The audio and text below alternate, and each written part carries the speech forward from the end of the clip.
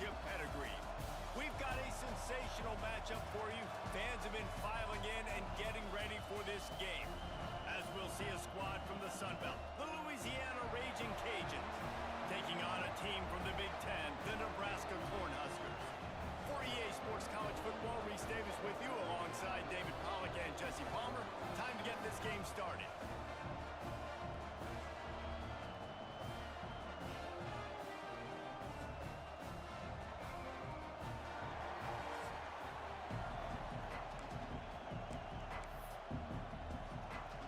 The Cornhuskers will kick it away to start us off.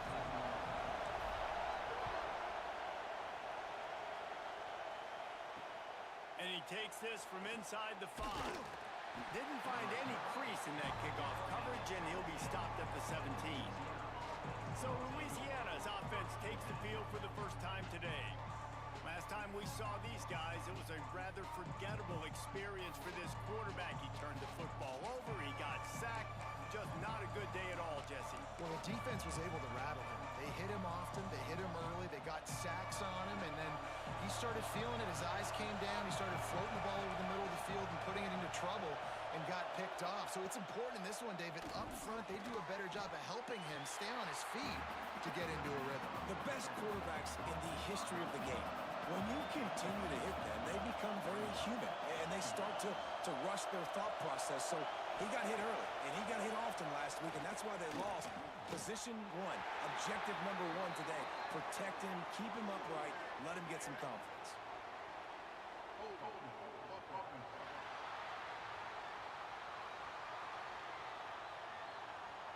So the penalty will not be enforced. The defense declines and stands on the result of the play. Third down, and the Husker faithful getting loud, trying to make moving the chains impossible. Looking downfield, it's Kendricks. Here comes the heat.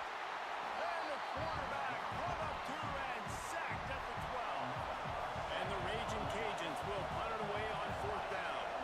3 and out, and not much choice but to get rid of the ball. Looks it in at the 40. Really explosive when he gets his hands on the ball, and he found a couple of crevices and made a nice game before being run out of bounds. The Cornhuskers offense will go to work for the first time.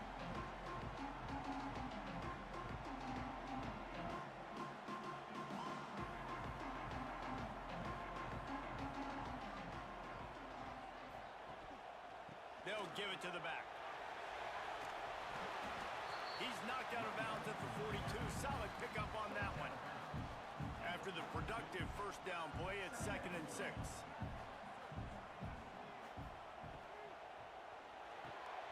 Red pass hits complete. How about this sophomore stopping him short of the first down line? The Huskers come to the line on 3rd and short, hoping to keep the drive alive. They'll throw on 3rd and short. Fires to the tight end. Now he's got it all the way down to the 21-yard line, and they are threatening on 1st down. And the Huskers come to the line with a new set of downs. Looking to throw on 1st down. Fires to the right. Just a little bit too much juice on that one as the freshman was taking a shot. Backed up now, here's 2nd and long. The give to the back. An explosive play in the running game as he's got the 1st down. The Cornhuskers are on the move. Wide receiver going in motion. Wants to pass. Starting to feel a little pressure. And he runs it in for the score. Touchdown, Husker! Well, that didn't necessarily go as planned, but it was most effective in the end. I love it, Reese. Down in the red zone, this quarterback didn't have anybody open. Didn't panic. He just decided, man, I'm going to go do this myself. I'm going to use my wheels and put up 6 on the board. He did just that. Getting ready for the extra point after the first score of the game. And the PAT makes it 7-0. So that scoring drive took only 6 plays. And what a way to finish it with a 9-yard touchdown run. They're ready to kick it away, and this crowd is buzzing after that last score.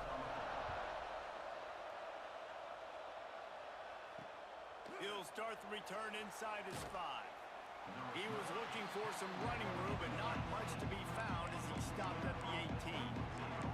Here comes the Louisiana offense onto the field. They went 3 and out on their first possession, now to see if they can be more productive this time around.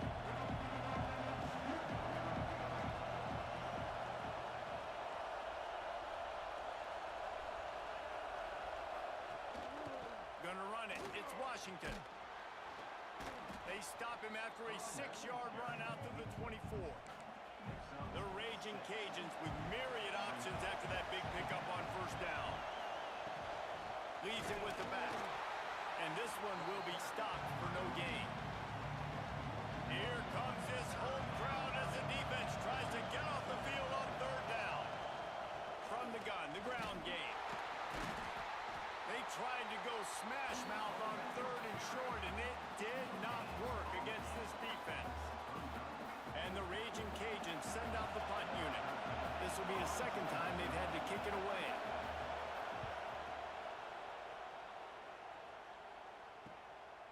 Wants to return it. That's a perfect example of not settling for a fair catch. Pick up whatever yardage you can and help out the offense. First snap of this drive will come from the 46. The give to the back. Oh, he's got some space. Found enough room to get it into enemy territory. They're down at the 43-yard line. Solid run on the last play gives this offense another first down. Wants to go up top on first down. Snagged out of the air. And a good job in coverage there as they stop it after just a few. Offense gets set for second down.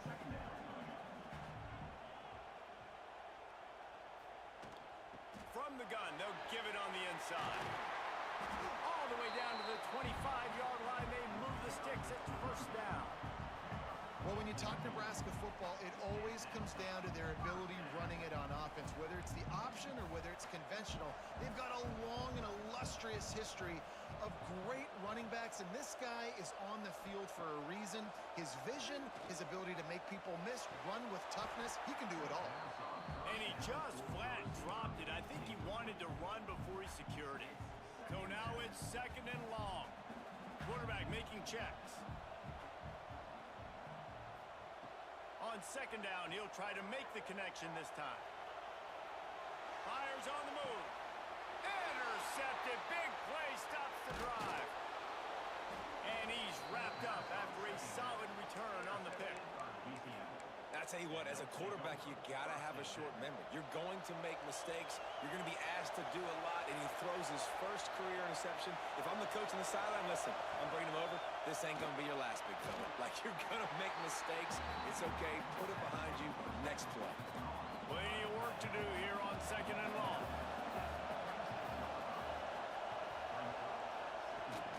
From the gun, they'll try to impose their running game. That is a big win for this defense as they were right there as soon as he got the ball. On third and long, no secret what he needs here. Picked off. What a play to set him up.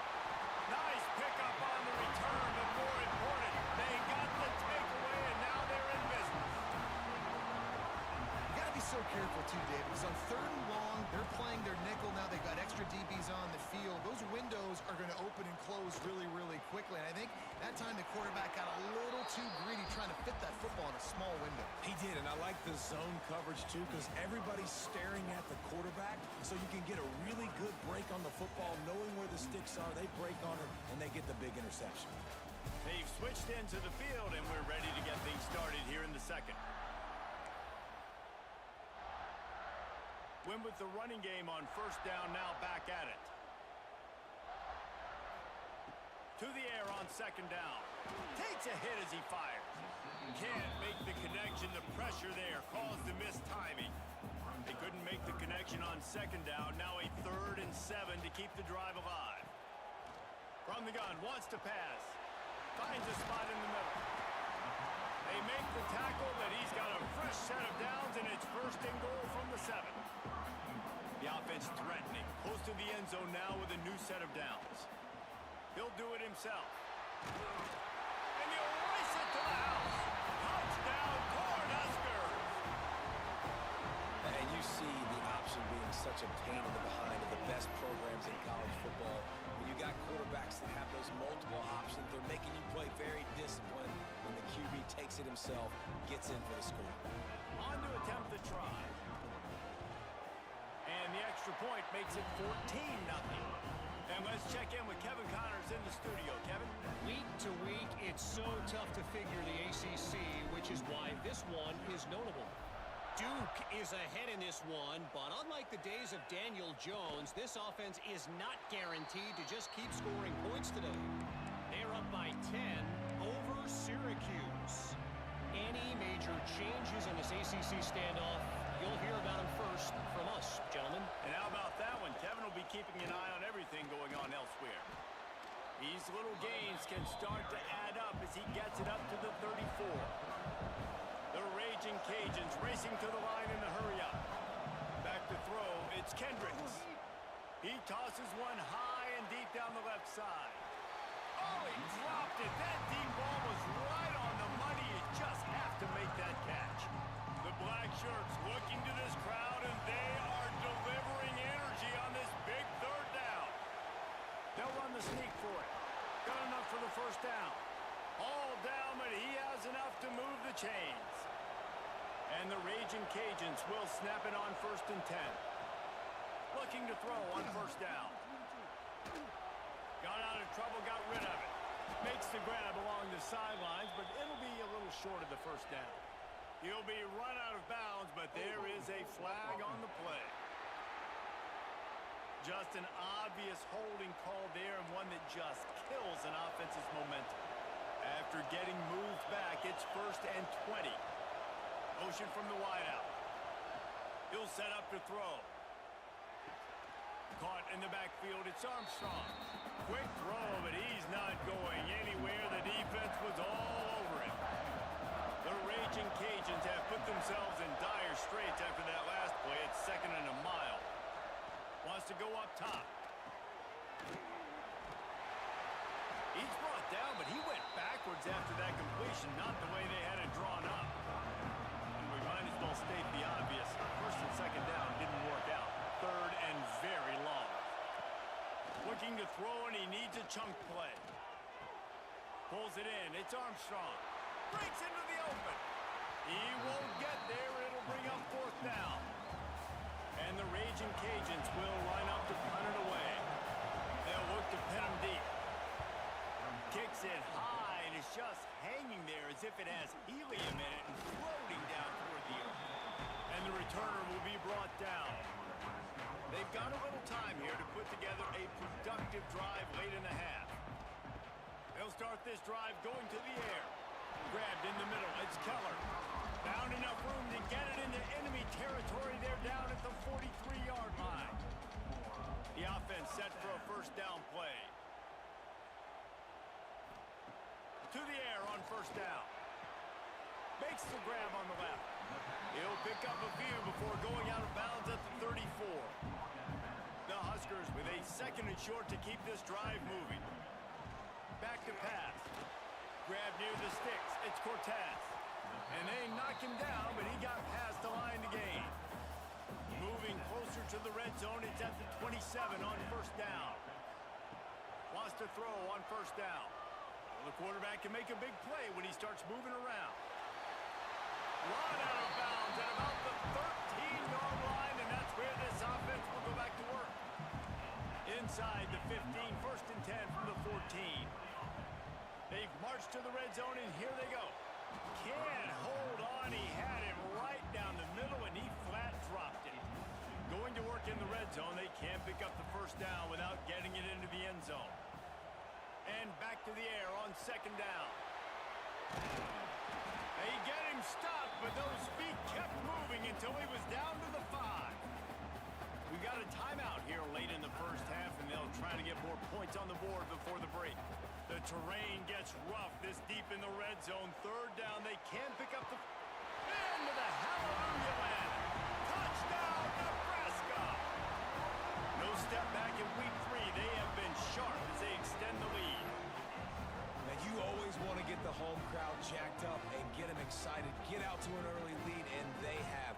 20-0. Defense playing well. Offense playing well. They got a lot to cheer about here at home. And with the extra point, they're up 21-0. They went 54 yards on that last touchdown drive. Kickoff unit is out there again, and this crowd is feeling themselves after that last drive. And he'll just take a knee, and this drive will start at the 25. The drive starts from their own 25-yard line. Tight end now in motion. They'll run it out of the shotgun. It's a fumble. Defense grabs the football, and there he goes. Touchdown, Husker. The defense putting points on the board. You practice these moments as a defense, but you never know when they're going to come to fruition. But how about it? The scoop, the ball's on the turf. They scoop it up. They take it to the house. The defense takes care of business and said, offense, we don't need you. We'll put points on the board.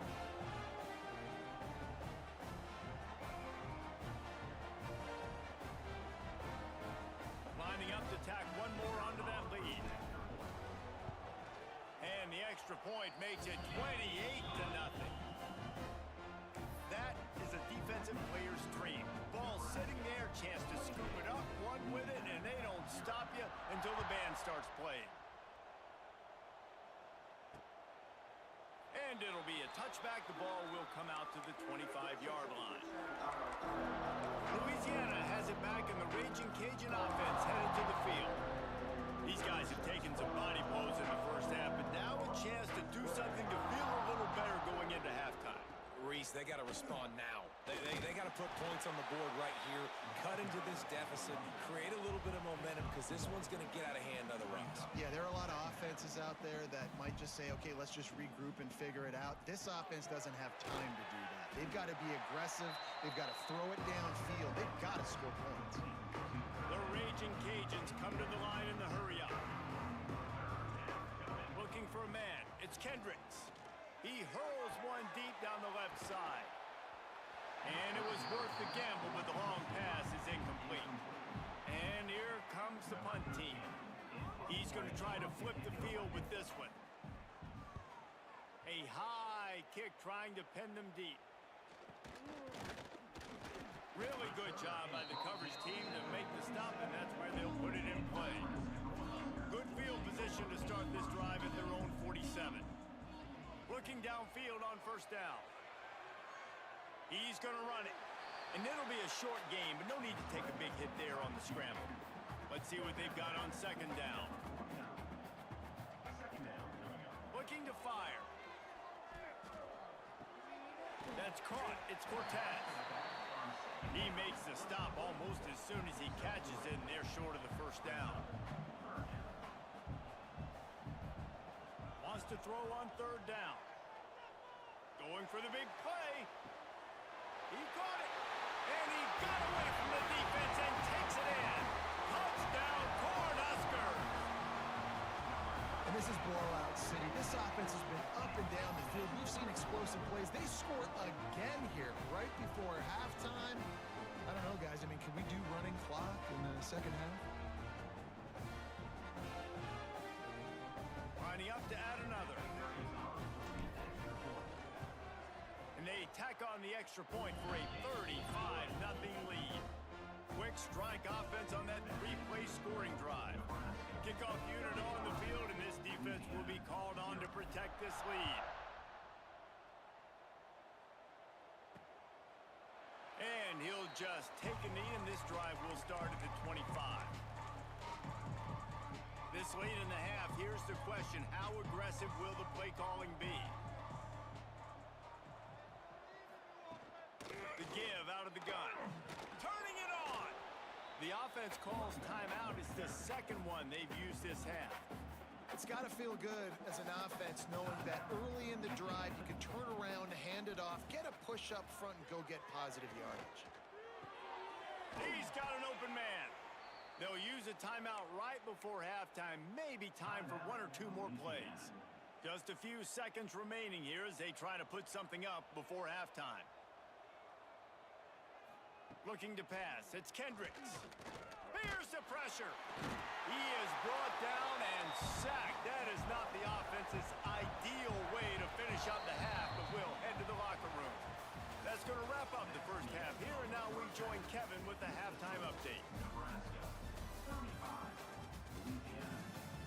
Man, a lot of ways to describe those first two quarters in Lincoln, but let's just go with notable. And this offense has been the story through two quarters, extending this lead and really dominating almost every aspect of this game.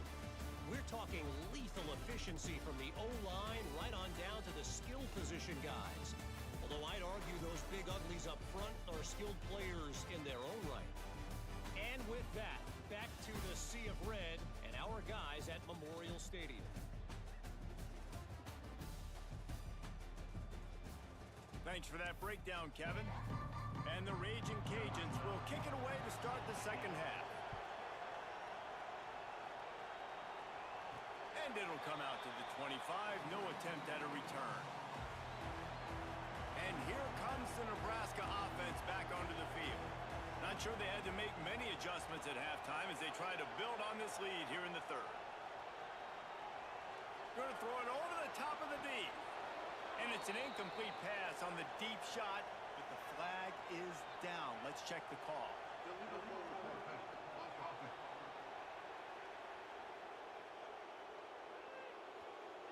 This defense happy with how that last play turned out, so they'll decline the penalty. Now on second down. They'll throw again after the incompletion. Catch in the middle, it's Cobb. Pick up a 5, it'll be third down and 5. Trying to pick up a first down. Quarterback may change this route. In the gun and looking to throw on third down. And they reacted well to the completion, but it was too late to keep them from getting the first down.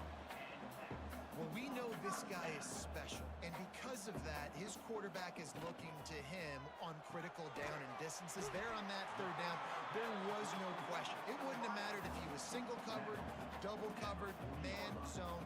That's where he was going with it, and the big-time playmaker outside picks up the first. He'll take the deep shot.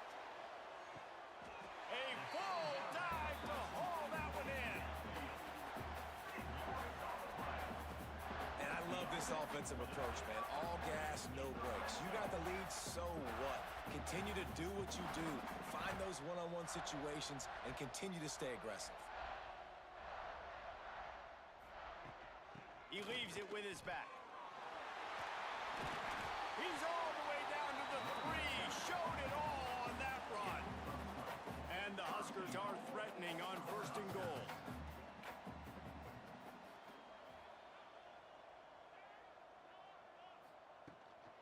They'll try to get it in with the run. He steps and powers and works his way. They finally get him down at the 2. Second and goal for the offense.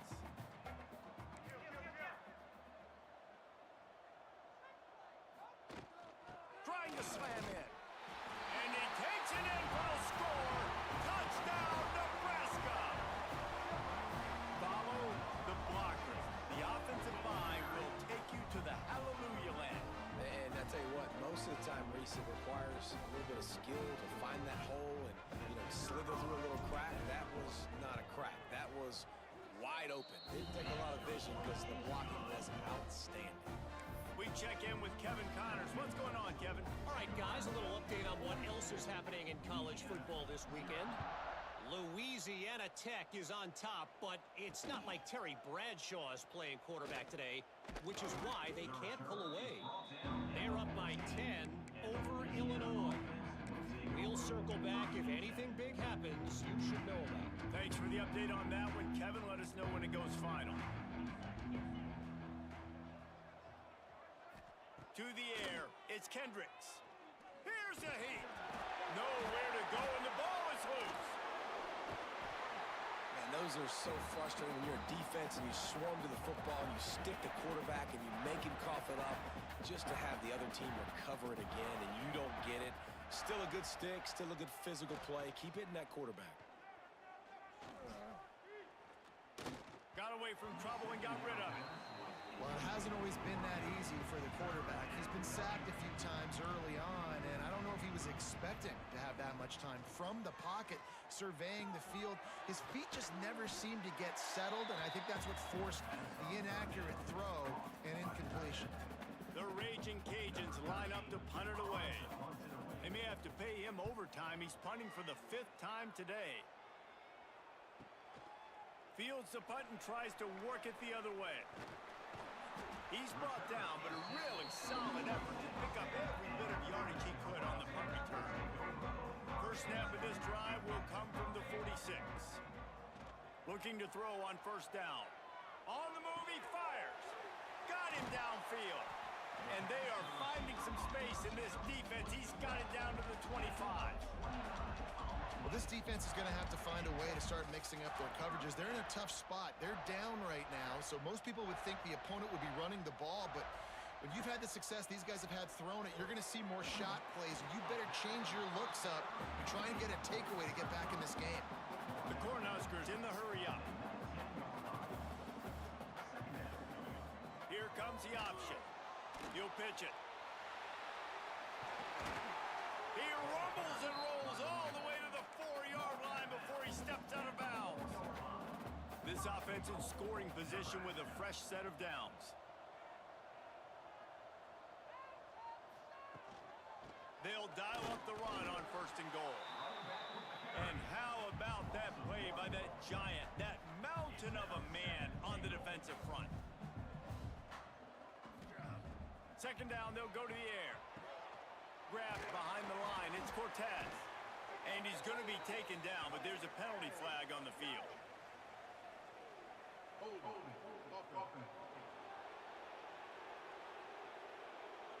They say you could call holding on every play. Well, they did on that one. Can the D deny them on second and goal? Making side adjustments here.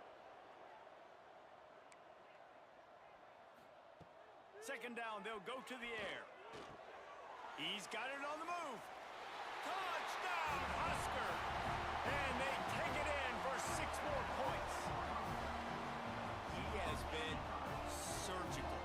Precision passes, using the scalpel, the fine instrument, rather than the blunt one. And the defense has had absolutely no answer for him. Just, he's been down their throats all game long, a step ahead, understanding what he's seeing, and just destroying this defense.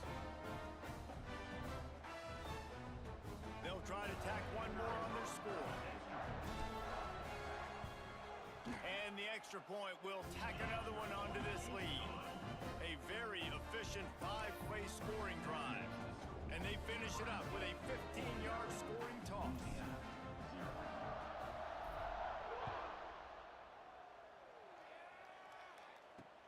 Here he comes from inside his own 5. Nice job by the kickoff team. Everybody stayed in their lanes, and they'll stop him at the 16. A lot of work to do as this drive will start from the 16-yard line. Off the play fake on first down, wants to throw. Intercepted, and the defense has set him up. Touchdown, Cornhuskers! This defense making a big play and putting it in the end zone. Awesome job by the linebacker there in coverage, reading the quarterback's eyes, spying the QB, knowing where that ball was going to get thrown, and then the ball skills just to pluck it out of the air and take it back for a touchdown. Awesome work.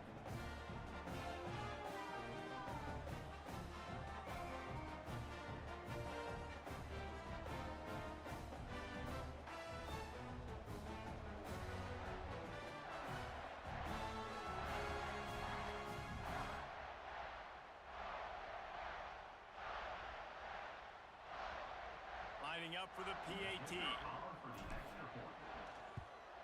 And with the extra point, the lead is even bigger. Kickoff unit on the field, and this defense will be called on to protect this lead.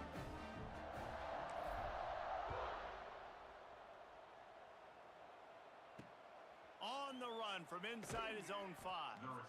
Good job by the coverage unit to put a stop to that return. Final play of the quarter coming.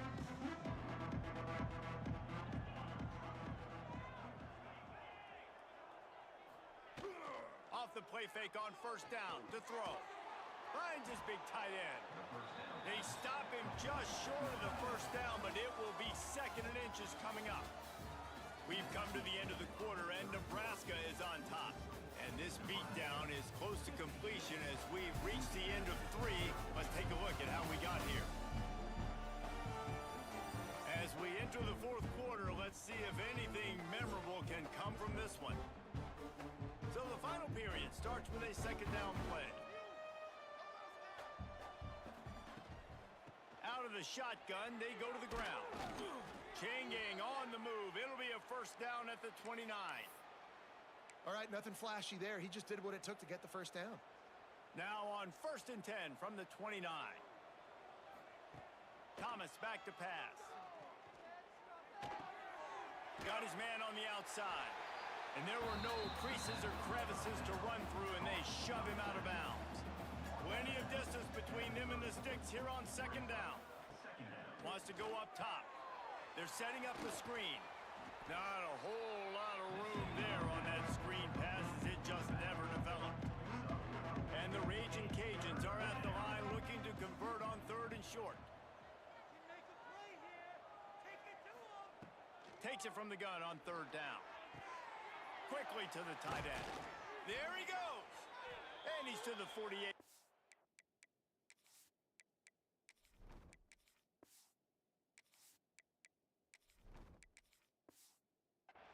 That'll be good enough for a first down. The Raging Cajuns have this offense rolling. Hand off from the shotgun. And I kind of like how the running back didn't mess around. Like, just get downhill when you see an opening. A lot of times they close so fast, man. Be decisive, stick your foot in the ground, pick up 3 to 4, and we are not going to complain. Wants to fire on 2nd down. Not much of a chance there. He just had to get rid of it to avoid the sack. They couldn't make the connection on 2nd down. Now a 3rd and 7 to keep the drive alive. From the gun, wants to pass. He lofts one down the sideline. And that'll be incomplete. They certainly weren't afraid to take a shot there, and now it's 4th down. And the Raging Cajuns will call on their punt team. They're up to a half-dozen kicks today. Fair catch is signaled and made, and they'll go to work from the 27-yard line. The Cornhuskers ready to go back to work on offense. This offense has really been clicking in the game so far, Jesse. No doubt. Everything their play caller is dialing up, these guys offensively have been able to go out and execute, David. Yeah, and it's just maintaining the lead. Keep doing what you've been doing. You got a big lead. Let's just keep piling it on until they find an answer. After getting knocked back to open this drive, it's 2nd and 12.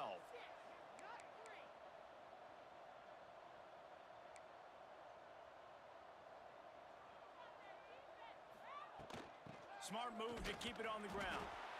And maybe he'll get back to the line of scrimmage, but no more than that. They come to the line facing 3rd and long from the 25.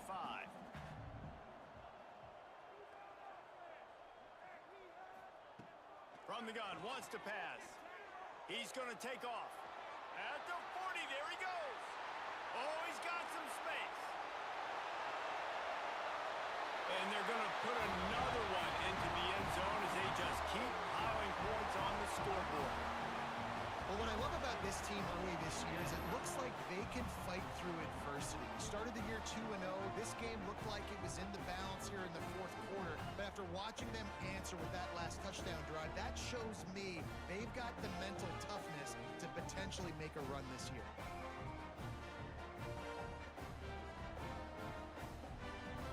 Getting set for the point after. And the extra point just tacks a little bit more onto this huge lead. Quick strike offense on that 3-play scoring drive. Kickoff unit getting some extra work as this lead has really grown. And it'll be a touchback. The ball will come out to the 25-yard line. Here comes the Louisiana offense onto the field.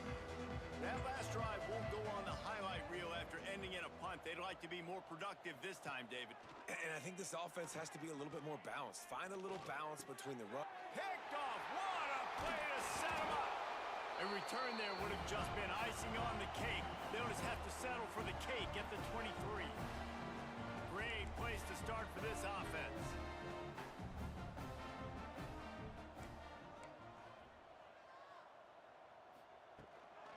They'll leave it with him. Getting work done on the ground. He's pulled down at the 14-yard line. Going to work on second down in the red zone. Is still some ground to cover to pick up that first down.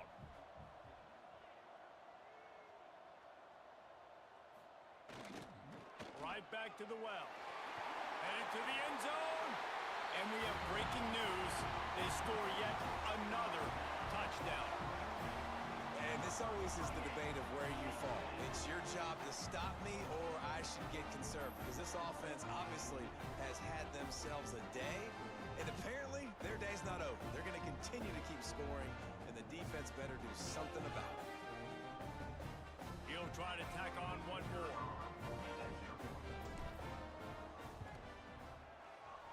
How in the world did he miss that? And for a quick update, let's go to Kevin Connors in the studio. Guys, every game in CUSA so very critical. How about this one today? The home team is within striking distance, but time is not on their side. Time to see if they can solve this riddle. The New Mexico State offense and defense have complemented themselves very nicely today, and this fan base always travels well. All of those factors could equal a big-time road win. They're trailing by 11 to New Mexico State. Just another week of Conference USA football where we've come to expect the unexpected. Fellas? Oh, and how about that? I know Kevin and those guys will be keeping an eye. Breaks into the open. Oh, he got loose. Big pickup on the ground here to keep this drive moving and give them a first down. The Raging Cajuns, after ripping off that huge run, let's see if they can do it again. They'll ride the hot hand. And there was nowhere to go, just stopped in his tracks in the backfield. Lost one on that last one. It's 2nd and 11. He'll pull it on the read. This junior making his presence felt and making the stop after a short gain. It'll be 3rd and long. Thomas looking to fire. Rushes on him. And the heat gets home. They knock him down back at the 45. And the Raging Cajuns decide to punt it away. A high kick. Let's see if he can pin him back deep in their own end. No return coming here as he signals for the fair catch and makes it right around the 30-yard line. Running out the clock, a mere formality between them and a victory as we have victory formation coming. They're dealing with a 2nd and long.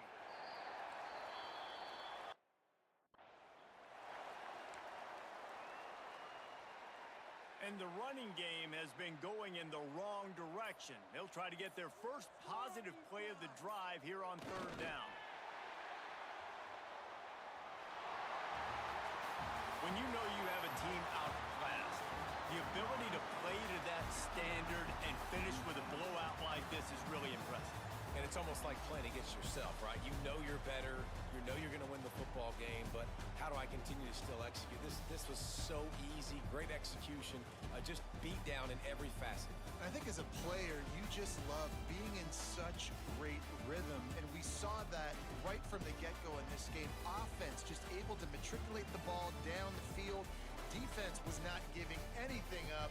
What a great game plan coming in, and this was just total domination. Thanks so much for spending some time with us. For David Pollack and Jesse Palmer, I'm Reese Davis, and this has been another presentation of EA.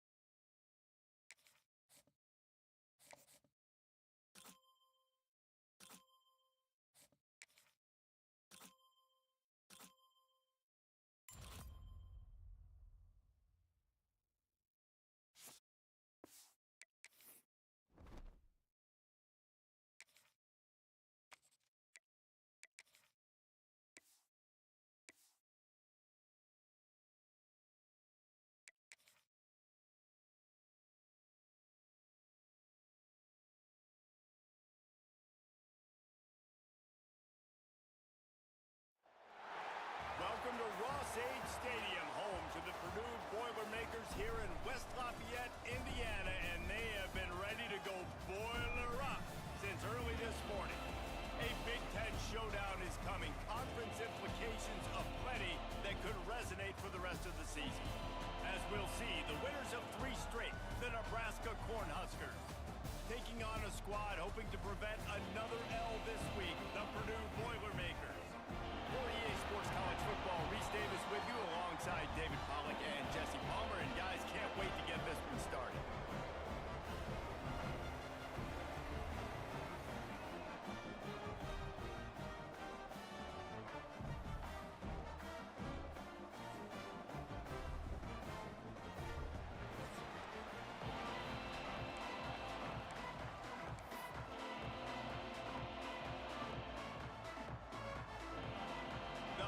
Will kick it away to start.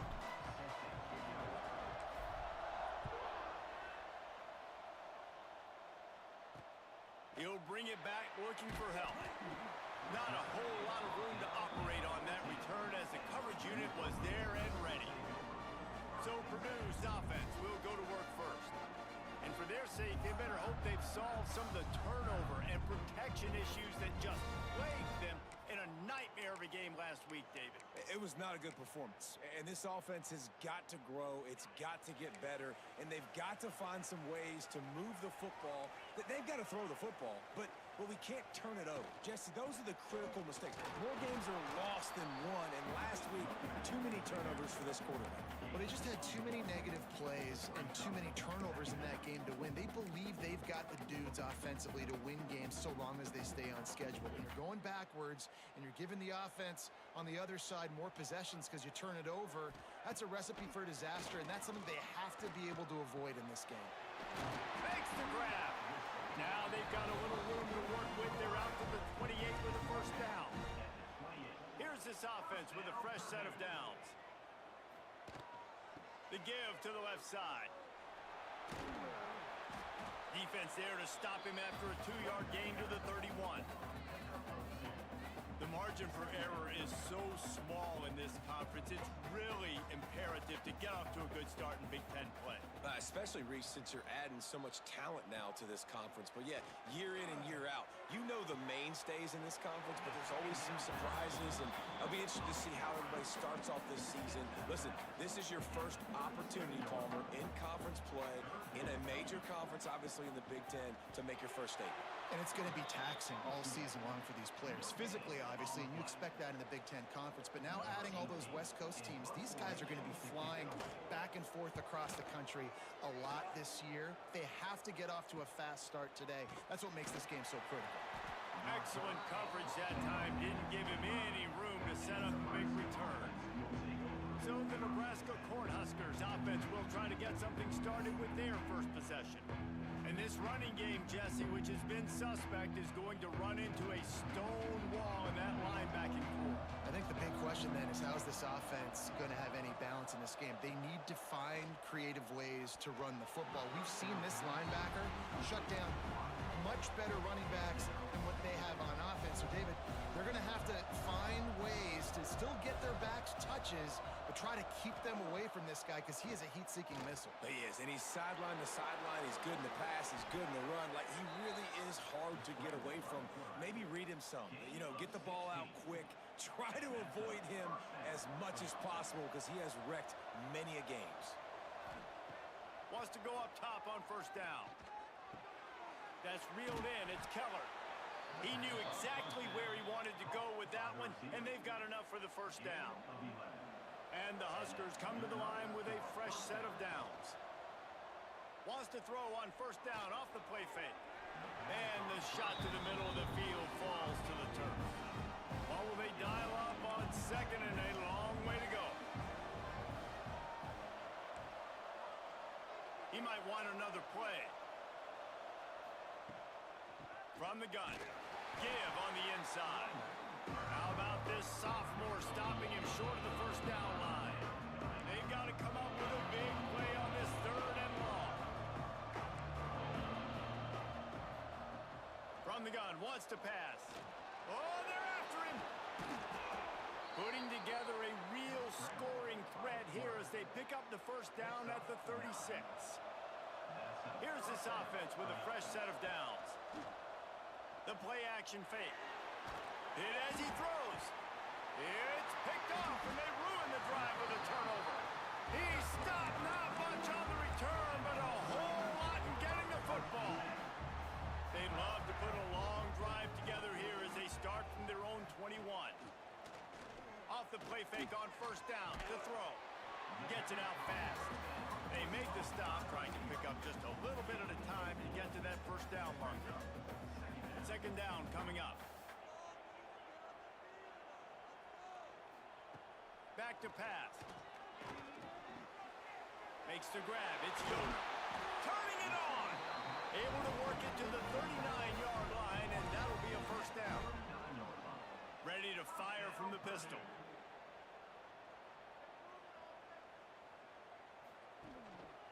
They're going to run it. Runs through a tackle. And they'll stop him after a minimal pickup. And a nice second effort by the back to break a tackle. But how about those defensive backs willing to come up, stick their face in the fan, and make a tackle? Those are the best run defenses, too, right? It's not just D linemen and linebackers getting all the plays, but it's DBs that are willing to not just cover, but tackle backs in the open field. He's really close to that first down marker, but they stop him just a bit short. They'll stick to the ground looking for the marker. He just needed a yard on third down, and there just wasn't any room to pick it up. The offense stays on the field. Maybe they'll try to make the defense jump. They also might try to run it ahead for 1 yard. He lets one fly deep. Makes the grab, got the conversion, and still going. Brought down at the 20-yard line after ripping off the big play. The Boilermakers are moving quickly down the field. Off the RPO, complete. He is going nowhere. Stop at the line of scrimmage. Time winding down in the quarter as they come to the line. Back to pass on second down. Pressure coming. And he scoots his way to the first down and then slides to avoid the hit. Defense has dominated the early part of this game, and the stats point that out emphatically.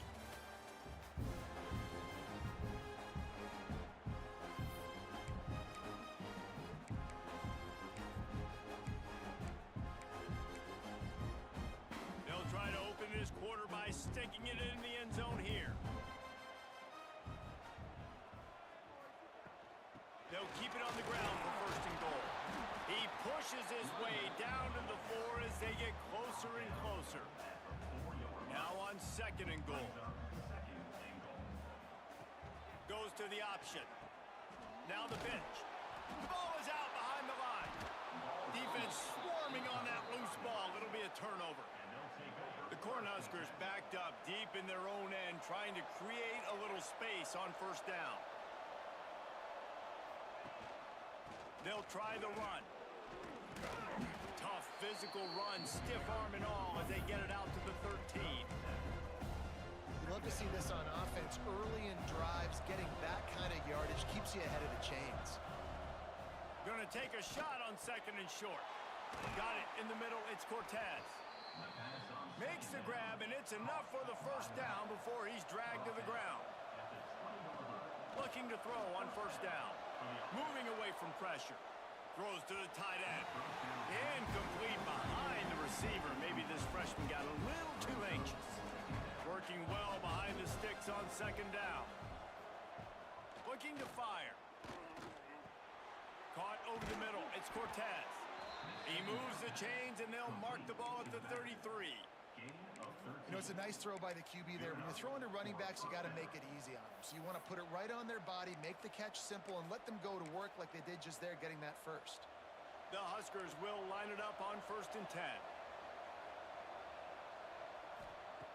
To the air on first down. Bringing the heat.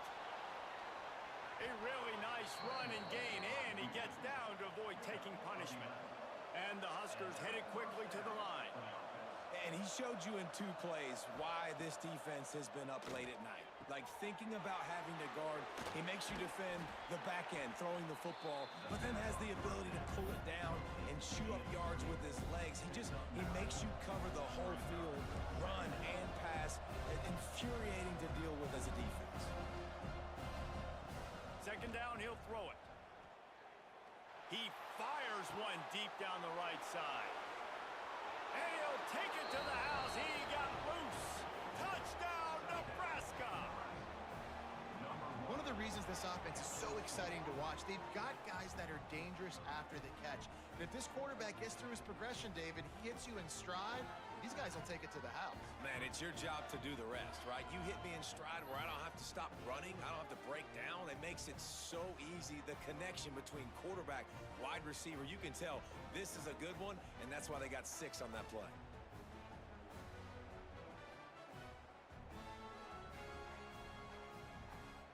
They get set for the point after as we have the first score of the game. And with the extra point, they get the first 7 of the game. Let's go to the studio now and check in with Kevin Connors. Kevin, what do you got? Fellas, it's gone final in a huge top 25 showdown. Here's how it went down. Stanford overcame a sloppy start and just put the finishing touches on a notable road win. And to pick yourself up and dust yourself off away from Palo Alto, this Cardinal team has to be thrilled with this result. Going to be interesting to see what the fallout from this one is for one ranked team, while the other figures to get a bounce when the new rankings come out, guys. Yeah, how about that? Sounds as if they had a good ball game there. Kevin, thanks for the update. The Boilermakers trying to find their way forward after the big loss on the last play. We're at the 2-minute timeout. It's been a good one so far. Opportunity for this offense perhaps to take the lead before halftime. Behind the chains now on 2nd and long. Wants to go up top. It's on target and complete. And the defense makes a big hit and knocks him down.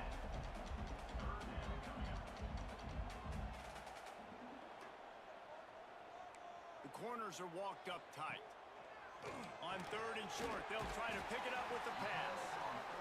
He'll have enough to move the chains. It's first down at the 38.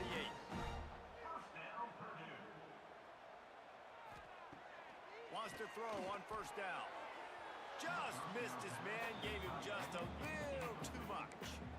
The offense just has not been able to find a way to get their rhythm going here in the first half. We just haven't seen it in the passing game. That was a really good example of it again. If they're going to score more points in the second half, they've got to make some adjustments here at halftime. And how about this young fella? He's slinging the pill, man. His completion percentage is through the roof. Dude, he's over 80% right now. Everything he's throwing is working, using the whole field, using multiple receivers. He looks like a different cat from what we've seen all throughout the season. Quickly out to the tight end. And that had all the makings of bug meat windshield, but how about the little corner taking on the big tight end and keeping him from getting the first? Punt is on its way. He makes the fair catch, and they'll spot the ball at the 18. A little bit backed up to start this drive from their own 18-yard line. Looking downfield on first down. Trying to make magic on the scramble. And he has a solid gain on the play before sliding. The Cornhuskers are in the hurry-up. They'll go to the air on 2nd and short. Picked off, and they ruin an early drive with the turnover. Touchdown, Purdue! And they turn it into a defensive score. The DB saw it. He thought, don't drop it, then thought, don't get caught, and he did the pick 6. These guys can play offense, too, man. Look at this. I showed you I can be a wide receiver. Coach might split him out at wide receiver next week after making that big play, but defense, great job making the interception, and you're right, doing something with it. Don't just slide down. Don't be content. Take that thing all the way back. Inside 30 seconds to play in the half. We'll see how aggressive they are on this drive. Looking to throw on first down. Looking for a big gain. And they dialed up a shot play, but they couldn't hook up. Running out of time here in the first half. They're going to have to be efficient to put some points on the board before the break. Oh, fire downfield. Brings it in down the left side.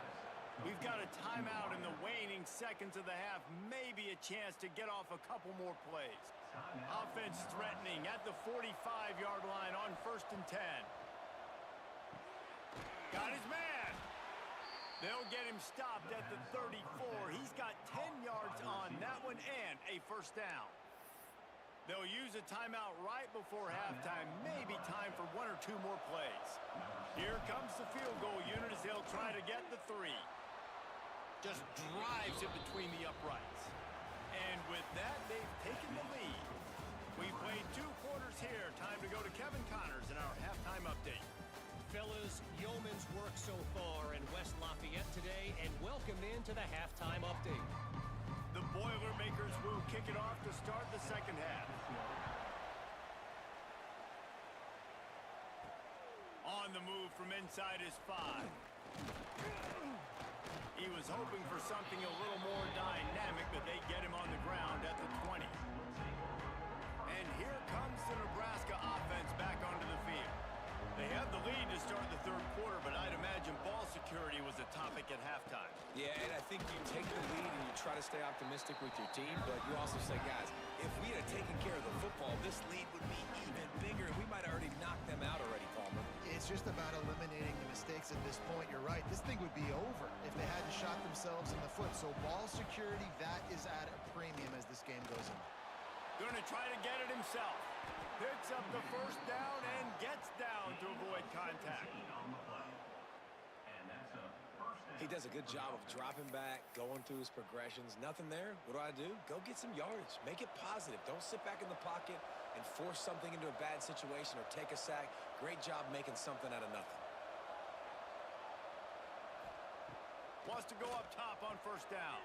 Pulls it in. It's Cortez. And a good job of coverage by that defense. Just a short pickup. They'll line up for a second down play. Back to pass. And the quarterback will be slung down back at the 43. And the defense is finally able to find an answer for this quarterback's legs. He's been killing them early in the game, already over 40 yards rushing. Here we are now, though, in the second half. And it looks like they've made a few adjustments. That time, they were able to get in the backfield, get to him, and bring him to the ground. The Huskers will punt this one away. They'll have to punt for the first time this afternoon.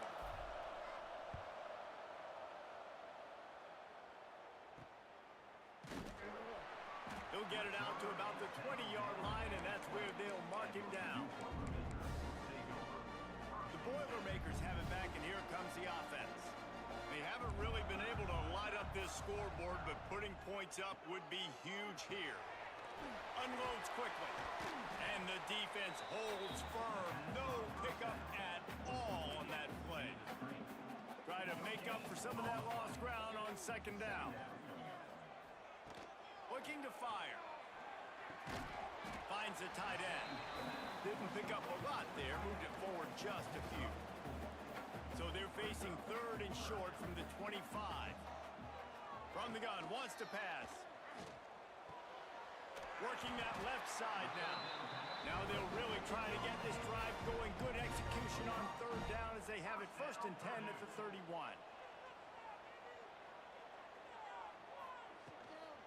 Running back searching for a hole. Not a lot of daylight. He gets one to the 32.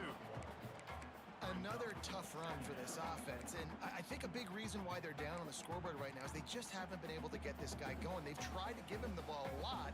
It just hasn't paid off, but you get the feeling, too, if they are going to crawl back in this one, they need him to break one off, and it just takes one play for this guy. Don't be impatient. You got to keep giving him the football. Now facing a 3rd and long.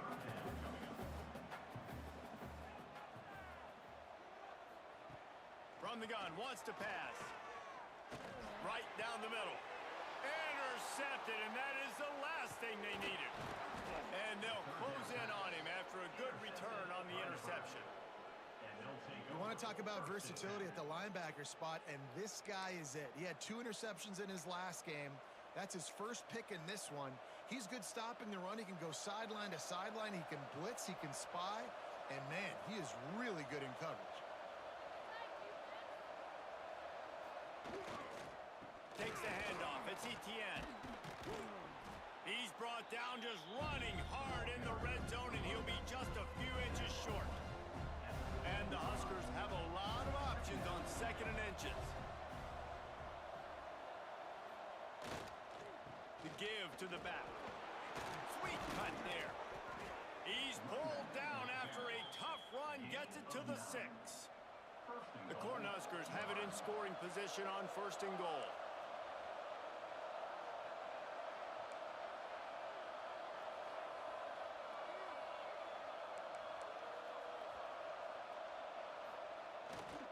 They'll try to get it in with the run. And he was fortunate to get that one back to the line of scrimmage at the 5. No gain on the play. They'll try to dial up a better one this time on 2nd and goal from the 5. Wants to go up top. And that's going to be incomplete. A lot of contact on the play, but no flags. It'll be 3rd down. This whole red zone offense thing has been a little shaky. They've been stopped twice already. Maybe they ought to try to score from deep. Pucks it out of the air. He did not make it a stone wall on 3rd down. A long way to go on 4th and goal. From the gun. Into the end zone. And it's batted away, and the 4th down play doesn't convert. They'll give up the football. And they'll get off one more play before the end of the quarter. From the shotgun, the handoff to the back. And he is stopped for no gain, and that will bring us to the end of the 3rd quarter. We've reached the break. It's Nebraska holding the lead and sitting in a good spot as we wrap up the 3rd. Let's take a look at our game stats while we have a break in the action. 1 quarter to go, and might we have the makings of a classic 4th quarter finish. They had a chance to mull things over. Let's see how they start the final period here on 2nd down. They'll move the tight end. Off play action. Fires to the middle. A strike downfield. He'll get it out to the 25. Not bothered at all being backed up, and they've got a 1st down. Last completion moved the sticks in. Let's see if they try it again. Looking to throw on 1st down. Finds a soft spot in the middle. They make the stop. Not a whole lot of ground picked up there, and they'll have work to do to get the 1st down. Backed up now. Here's 2nd and long. Back to pass. Just a bit of a misfire there as they can't make the connection. 3rd down conversions, always a huge stat, and they've got a 3rd and long from the 27. Finds his big tight end. Good, solid pickup on that one. They've got it out to the 40, and it's 1st down.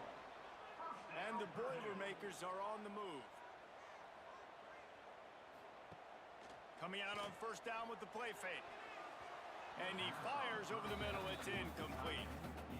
One of the things I love about this kid is that he goes to work. He struggled his last game out, completed less than 50% of his throws. So back to the drawing board, back to fundamentals, and you can see that paying dividends in this game. I know he just threw an incompletion, but for the most part, this guy has been spot on. And this offense just hasn't found a way to kind of open it up. Like, they haven't found those explosive plays. It feels like the defense is kind of strangling them and staying really close to the line of scrimmage because of their lack of their big play ability over the top. This offense has to dial something up. And finally, the defense is able to get some pressure on this quarterback. They had been trying all game long, different ways to affect him. Weren't able to get there. But on that play, because of the pressure, it affected his accuracy, and that's why the ball falls incomplete. Boy, they had a chance to track that thing down, but it bounces into the end zone for a touchback. The Cornhuskers ready to go back to work on offense. And points have been hard to come by in this one. They'll try to put together a drive. He'll pull it down and run. Gets down with the slide. Defense uses a timeout quickly, trying to get that ball back and preserve time for their offense. Now on 1st down from the 30. He'll ride his man on the option. Finds his way for three out to the 33. Timeout called there by the defense, desperate to get the ball back and save as much time as possible. After the 3-yard pickup, they come to the line 2nd and 7. Looking to fire. Pocket breaking down. Nowhere close on that one as he got drilled trying to deliver the football, and now they face 3rd down. Now this offense tries to figure out a way to move the chains after the 2nd down misfire. Makes the grab. It's Keller. Major gaps in that defense, and he got loose, and they finally knock him down at the 41. Nice job executing the 4-minute offense. You know, they practice this throughout the week, having a lead late in the game, running plays to just get enough to get first downs to stay on the field, and they're executing this 4-minute offense to perfection. Yeah, and listen, I'm going to move this guy everywhere. He's in the slot this time, but I'm not going to let the defense understand where he's lining up so they can double team him, put him in the slot, put him out wide. Either way, find this guy early and often. Looking to throw again. Got it in the middle. It's Reinbold. He's got enough for the first down, and that ought to do it. They ought to be able to run out the clock from here. The Huskers come to the line with a new set of downs. And the offense is content with where it is. They'll take a knee. In the postgame, if you start asking about the offensive struggles, the coach is probably going to say, let me tell you something, Mr. Television Announcer. They don't ask me how I won. They ask me if I won. That is all that matters, Mr. Television Announcer, but I think you'd want to play better on offense. You'd want to score more points, but Reese, Jesse, I want to learn as I win. I don't want to learn as I lose. And I know you're loving this one, David, because in today's era of modern college football, with all these spread offenses and up-tempo, we're used to seeing a ton of points. We're not used to seeing a lot of games like this. I wouldn't get used to seeing it, but for this team right here, they got to love the way that they played defense.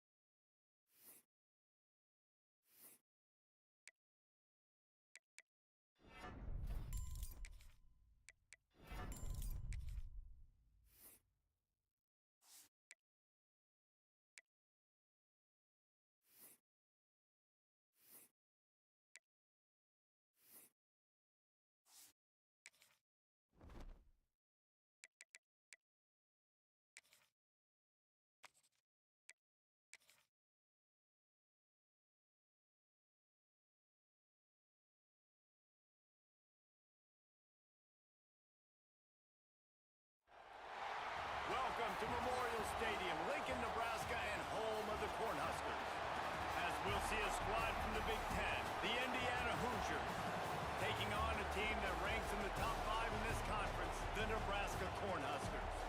For EA Sports College Football, I'm Reese Davis, joined here in the booth by a couple of legends, and yes, we do use that term loosely. David Pollack from the University of Georgia and former Gator Jesse Palmer. Guys, let's get down to the field. And the Hoosiers will kick it away first.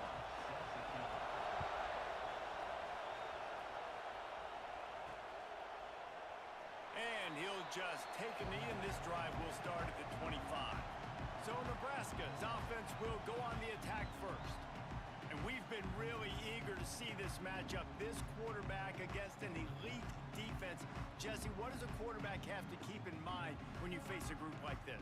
Well, he's just going to have to be dialed in. He's had a lot of success this year so far. This is a different animal than this defense he's playing. He's got to be really good with his decision-making, throwing it, running it, pre-snap, post-snap. You make one mistake against this defense, David, they make you pay. Yeah, they're a fun defense to watch, and this is a fun challenge for their defense, too, because it's an elite quarterback, right? Like, they can make you look like you're not as good as you've been all season long, so I'm looking forward to seeing this matchup and who wins it.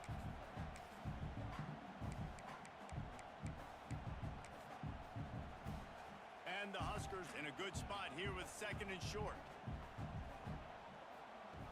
Wants to go up top. Finds his tight end. And he'll get it up to the 38. It'll be a first down. Got like that big, reliable security blanket. And that's what tight ends are a lot of the times. They're just usually big, huge guys that if I throw it anywhere near him, he's going to pluck it, catch it, and give me some positive yards. Stopped after a good pickup, and he'll be just a tad short of the first down. When these wide receivers work the middle of the field, so much of this is feel. Understanding where the holes are in the zone or understanding how to get leverage on a man. And these wide receivers are dangerous nowadays because they do it so fast and see that so quick and make those plays over the middle.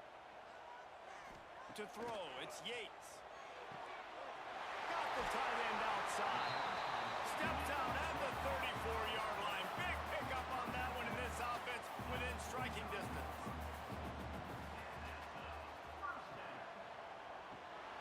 Makes the catch. It's Keller. He snagged him, but he'll be stopped short of the first down. Good, solid pickup on that play. The Cornhuskers can play this 2nd down a lot of ways with just a few yards to go.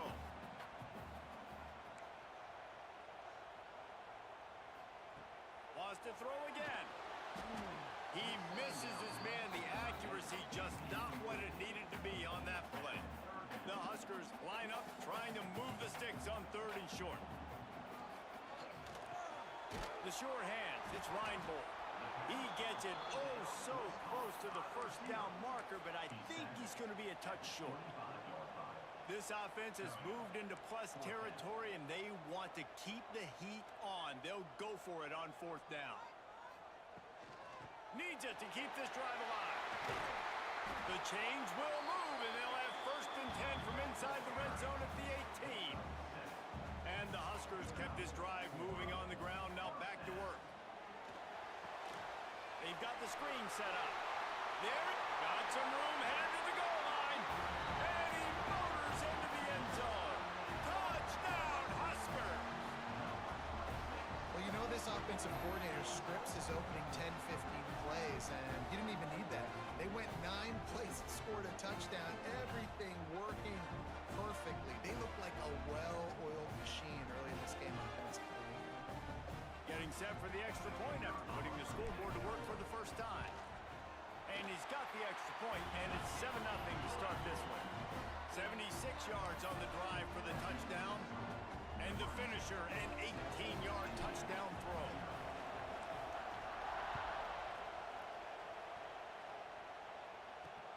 He'll bring it back from inside his 5. And the return man showing great vision to be able to find some space and put his team in much better field position. So the Indiana Hoosiers offense taking the field. First chance we have to see them today. And they are coming off a sensational performance led by this quarterback who's hoping he can build on things, Jesse. Well, I know, having played the position, when you have a big game, you just can't wait to get back out there again and build on that performance. David, last time out, he was making the right reads. He moving up and down the field and finding the end zone, and you know he's excited to take on this defense. Breaks into the open on the left. And the big gain, and they've got it on the 46. The Hoosiers will hustle to the line. Not wasting any time. You just watch the opponent go down on their first drive and score a touchdown, so right away you're aggressive. You're throwing the... Just too much of a rush, and down goes the quarterback just behind the midfield stripe at the 49. Just making life miserable for opposing quarterbacks the way Trev Alberts always did. Yeah, just finding a guy that can sniff out the quarterback and kind of feel it, have those instincts. You could tell he saw it, went and got it, just like your boy Trev Alberts, Reese. They'll go to work in the air on second down. Unloads it downfield. Intercepted. Big play stops the drive. Who says defensive backs don't have hands? Nice job breaking in the football and making the catch. A lot of times you see guys swat it down or you see them trying to catch it. It looks like they have two left hands. Defensive backs don't catch real well. Nice job breaking in the football. Nice job securing the INT and actually catching it. They'll come out on this drive and let it rip. And it's incomplete. If you're going to take a hit like that, you might as well hang on to the ball. So now it's second and long. Misfired on the last play. They'll go back to the air. Got rid of it in a hurry, but he couldn't find his man. It's incomplete. It'll be third and long.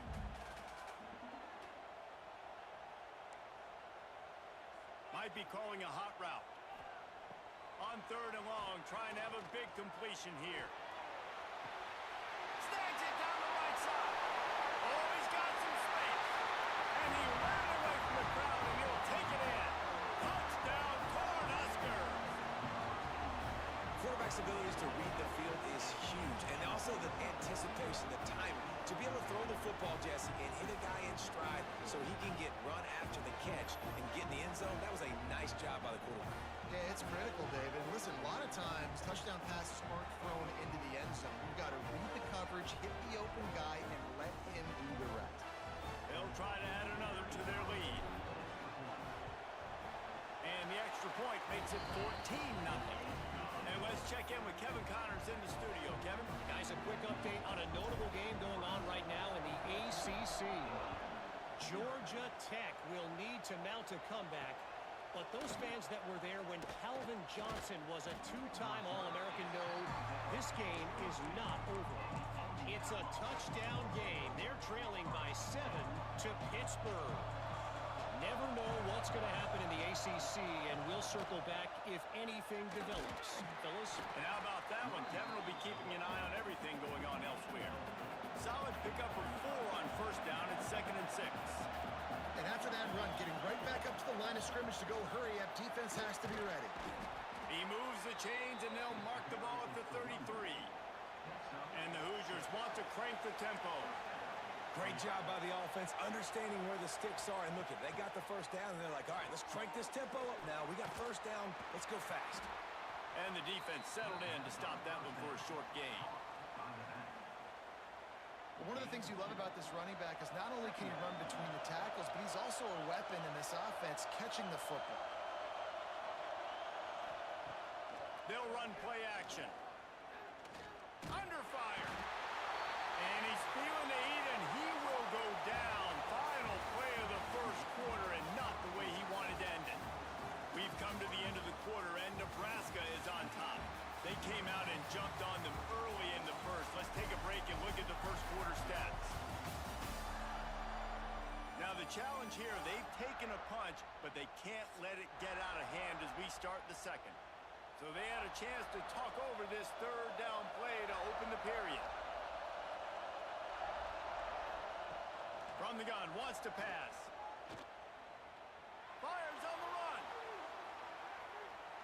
And they can't hook up on the big play, and that brings up a fourth down. The Hoosiers will bring the punt team onto the field. First time we've seen their punt team this afternoon.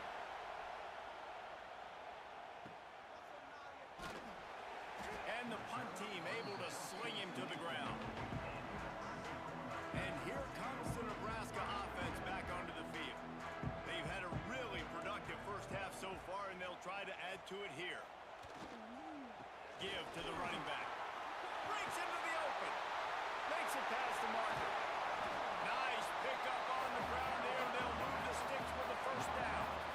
When you talk about creating big plays in the running game like this makes the game really easy. Actually, when you've got a guy like this that you can hand it to with this much speed and elusiveness, just hard to bring down in the open field, what a big game for the offense. The Cornhuskers, after exploding for that huge run, back to work. To the air on first down. Trying to make magic with his feet. And he gets out of there and gets some yardage and gets down without taking any punishment. Just inside the 40-yard line. It's 1st and 10 from the 39. Motion from the wide receiver. Wants to throw on first down. Using the quick game. Ripping off a good chunk inside the 25, and they're set up with a first down. The Huskers come to the line with a fresh set of downs. This offense is clicking, and clearly everything is working. The offensive coordinator's calling good plays. The quarterback and his unit is executing. And this defense right now, they have no answers. They make the stop, but a good pickup there on first down.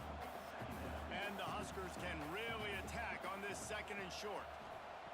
Back to pass. Grab near the marker. It's Keller.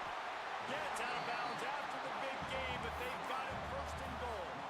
How many first downs is that alone, just on this drive? The defense, they keep this up, they're going to get worn out, continue to have to play more and more guys. They got to do something to change this. Got his man quickly. And he cruises his way to the house. Touchdown, Nebraska! How efficient have they been as they extend this lead here in Week 5? All you can say is how impressive has this team been at home today in all 3 facets of the game. Their defense has been outstanding. We've seen some plays in special teams, and the offense continues to deliver, showing off all of the playmakers and all of the versatility they have on that side of the football. This could not be better here in the first half for the home team. And with the extra point, they're up 21-0. So that was a 6-play, 75-yard drive. They're set to kick it off, and this crowd now ready to get behind them. And it'll be a touchback. The ball will come out to the 25-yard line. Indiana sends the offense onto the field. They've got nothing done so far, and they already find themselves in a 3-possession hole, Jesse. Yeah, and as a head coach, you're wondering, what didn't I say? What didn't I do to get my team ready to go? Because we look like we're sleepwalking at this point. Yeah, nothing went well in the first quarter. You just say refresh. Like, let's try to find a way now. Chip into this lead. Try to make it somewhat manageable when you get to the half. Makes the grab. They stop him almost immediately. Short gain there, and still a little ground to cover to pick up the first. Ball's at the 27. This offense facing a 3rd and long. From the gun, wants to pass. They get enough rush, and it pays off. The sack at the 20. And the Hoosiers will send out the punt unit. Doesn't say much for your drive when you're looking forward to the punt. Nestles it in at the 35. He'll get it up to about the 44-yard line before they slam the brakes on it. The Cornhuskers ready to go back to work on offense. They'll open this drive and snap it from the 44. Looking downfield on first down. Looking for a deep man. And they couldn't make the connection on the long shot. Well, you knew you were going to see it in this game, throwing the go route to one of the fastest players in all of college football. This receiver strikes fear in the heart of... He wants to take the top off. He makes a grab. Touchdown, Husker. He got a step and just dusted the field. Well, this thing's turning into a rout, and it's turning into a rout quickly. Really nice job by the offense there, but it's not just them. Their defense is getting it done. Their special teams are getting it done, and it just feels like they're really feeding off of this home crowd and their energy. This has been the definition of home field advantage in this football game.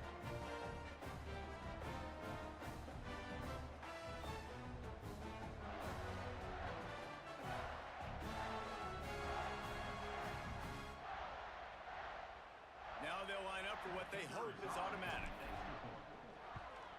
And the extra point makes it 28-0. Aggressive play calling on that drive. Just 2 plays, they get the long touchdown pass to pay it off.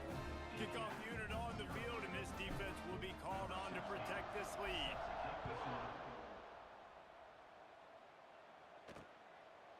And he'll just take a knee, and this drive will start at the 25. Indiana has the ball back, and the Hoosier offense comes out ready to go. Boy, they've been caught in a buzzsaw here in the first half, but maybe a chance to carry some momentum into the break here. It all comes down to the... And the pressure gets there, and down he goes at the 18. We got a timeout here late in the first half, and they'll try to get more points on the board before the break. Gonna swing it on second down.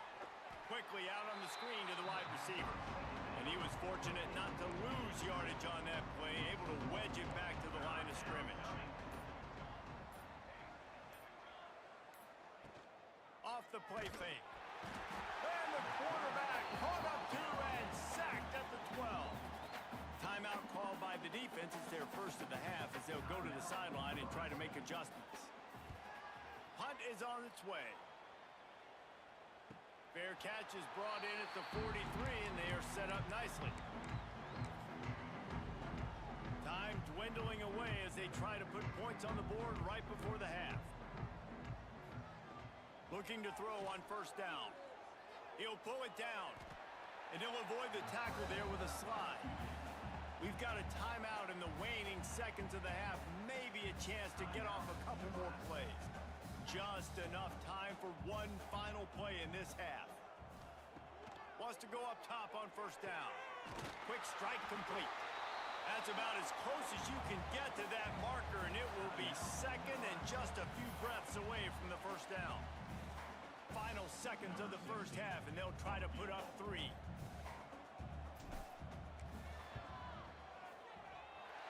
got it. And the field goal to end the half takes us to halftime. That's the end of the second quarter. That means it's time to join Kevin in our halftime update. Man, a lot of ways to describe those first 2 quarters in Lincoln, but let's just go with notable. And how do we possibly begin without singing the praises of this receiver? His ability to find gaps, run textbook routes, and then show that breakaway speed. He simply is the total package. How this secondary responds, whether they try to double team him or get aggressive at the line, that'll be the story of this second half. With that said, let's send it back to the guys at Memorial Stadium.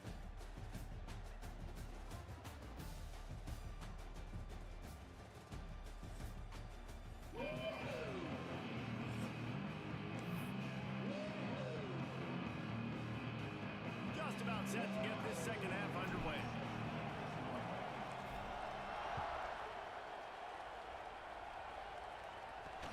And he takes this from inside the 5.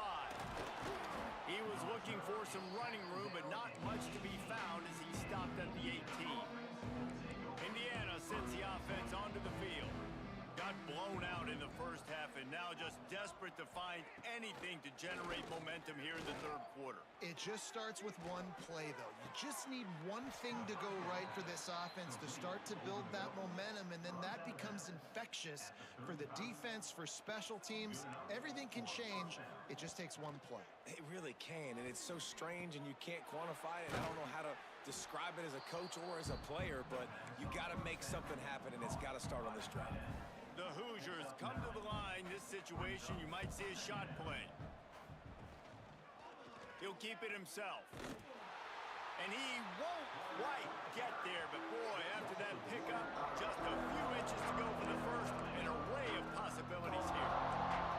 And the Hoosiers lining up, just needing a few tough inches on third down. They'll try to sneak it.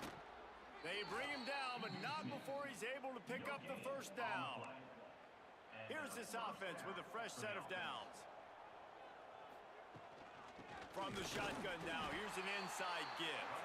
And he doesn't find much running room, a short gain on the play. I don't like the play call. You're down this much against the best run defense in the entire country. You're just smashing your face against the wall. You're not going to get it done. To win this game, you're going to have to throw the ball to get back in it. Trying to surprise him with the pass. Got his man downfield. He'll go out of bounds. They'll mark him down at the 31 and a big pickup on that one. In search of their first touchdown of the game, they are on the move with a 1st and 10. Power football with the run. Defense there to make the stop after a pickup of 2 to the 30. After picking up a couple at 2nd and 8. Looking to fire. Unloads to the wideout. Pass is incomplete, and by this stage of his career, you'd think a junior quarterback might take a little better care of the football. 3rd and long from the 30-yard line, in this defense hoping to knock them out of field goal range. From the gun, wants to pass. Got a man. They've got it just outside the red zone. They'll move the chains. It's at the 21. The Hoosiers have it with a 1st and 10. Looking to throw on 1st down. Pressure is on the way, and the pressure has arrived, and down he goes at the 30. They've got some serious work to do to keep that last one from messing up this drive. 2nd and 19. Quickly complete. Terrific job getting to him. There was nowhere to go. They've moved it to the 25, but now facing a 3rd and long. Looking downfield, and he needs a bunch. Fires to the big fella. They knock him down right at the 20-yard line. Not enough for the 1st down, but maybe they'll keep the offense on the field. Absolutely perfect. And he knocks another one through. And how about this kicker? Good way to start off your season, right? Like, what do you have at the spot? Sometimes you don't know. Can he make those kicks? Starting off, hasn't missed one yet. Been very dependable for this squad. They'll put this one in play. First snap of the drive from the 25. He wastes no time and comes out throwing.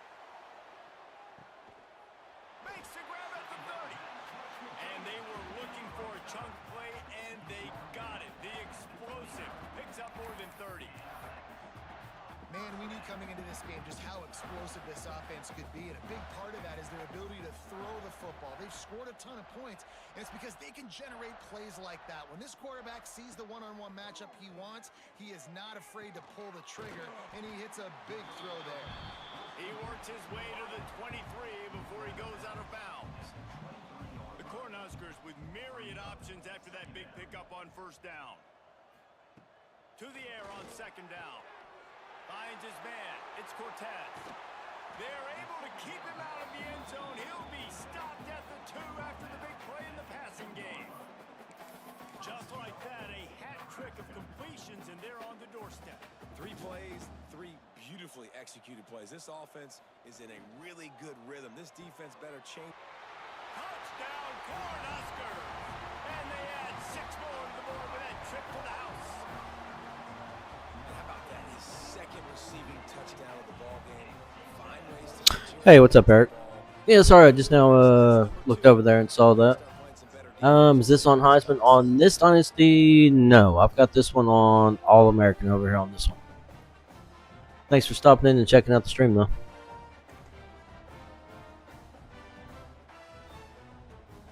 The AT unit on the field.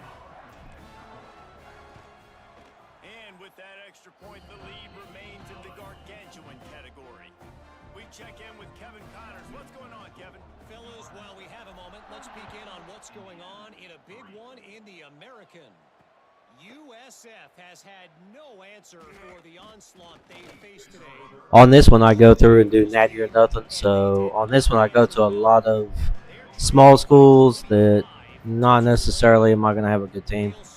And so it's just one of those type of deals. I did this one just for fun to rebuild schools and schools that people asked me to rebuild. So this is more just for fun, not competitive. So. Starts at the 16-yard line. Leaves it with the back.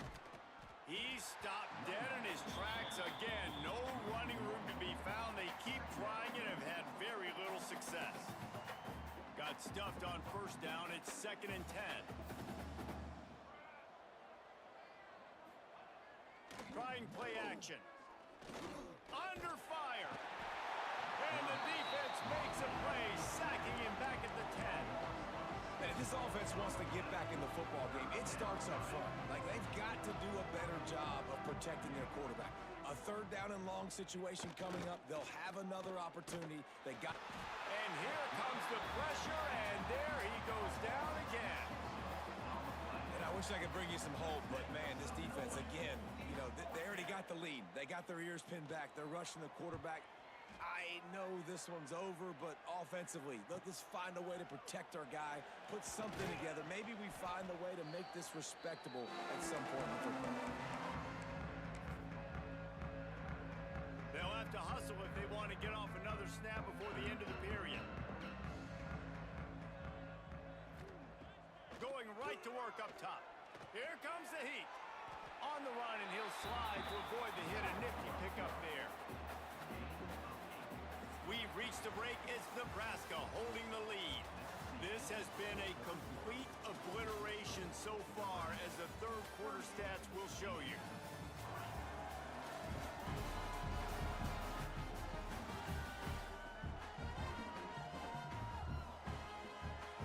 It'll be 2nd down as we open the final stanza.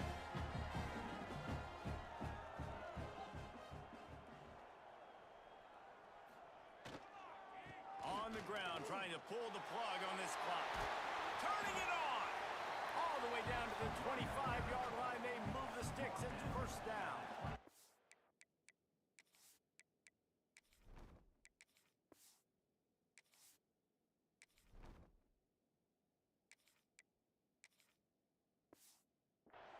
That is just demoralizing if you're on defense, right? You're down in the game. It's the 4th quarter. You know you need to get a stop, and you know they're going to run the ball, but you can't do anything about it. They're going to go right back to him on 1st down. And this one will be stopped for no gain. It's going to be tough sledding for the offense here. They're trying to ice this game by running the football and bleeding the clock. They've got a pretty good lead here late in the game, but the defense knows the run's coming, right? So they're going to be loading the line of scrimmage, getting stops like what they just did. Be interesting to see what the offense does on this next one. To the air, it's Yates. There's the pressure. On the run, and he'll slide to avoid the big hit. Listen, that's not going to go down as a big play, but he does a really good job turning a negative play into something positive. It's not a big gain, but it keeps you out of those negative situations that really makes you very predictable.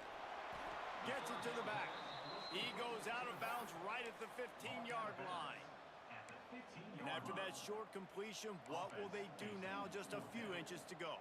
Yeah, and you wanted to get the ball out quick, and you wanted your receiver to make the play for you and get the 1st down. You don't now. Decision time, 4th and short.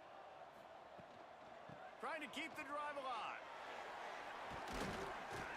He's all the way down to the 3. An electric run has him set up.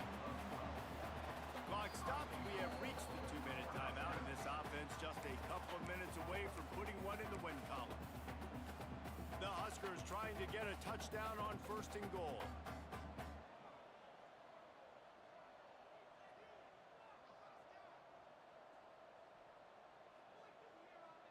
They'll go with a direct snap.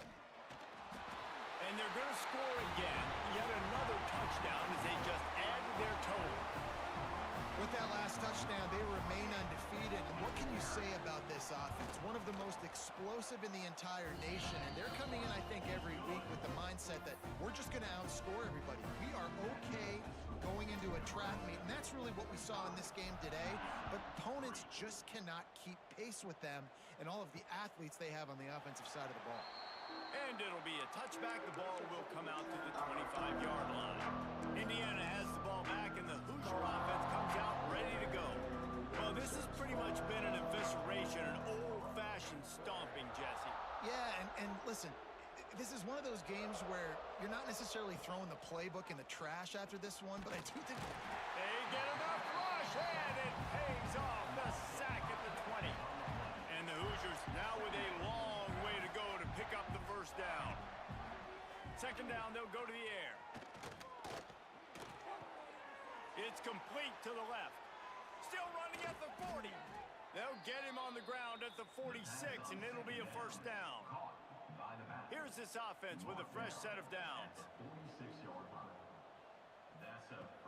To the air on first down. And the quarterback runs out of time, and down he goes at the 38.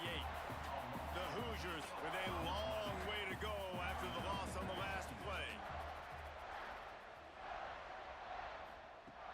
Second down, they'll go to the air. And the pressure is coming in, and they get him again. The defense puts the exclamation point on the day. They have had a wonderful day, man, doing everything great. Just, you could tell they were dialed into what was going on, and now just throw another sack in the equation, hitting the quarterback, being disruptive. They've been all over the field. And this defense has put a game together. Like, it is hard to put all the facets of defense together. Run defense, pass defense. They've been so good, man. Dialed in. You could tell they were ready. They were fast. They were physical. They dominated this football game. And he'll work his way on to return out to the 35-yard line before he stopped.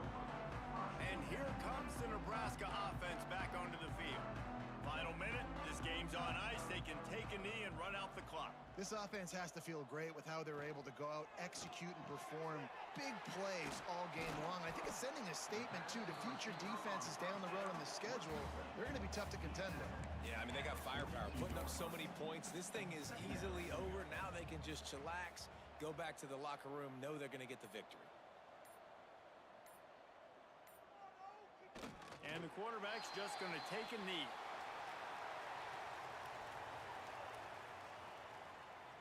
Their work here is virtually done. No need to take any more chances. They'll line up in victory formation.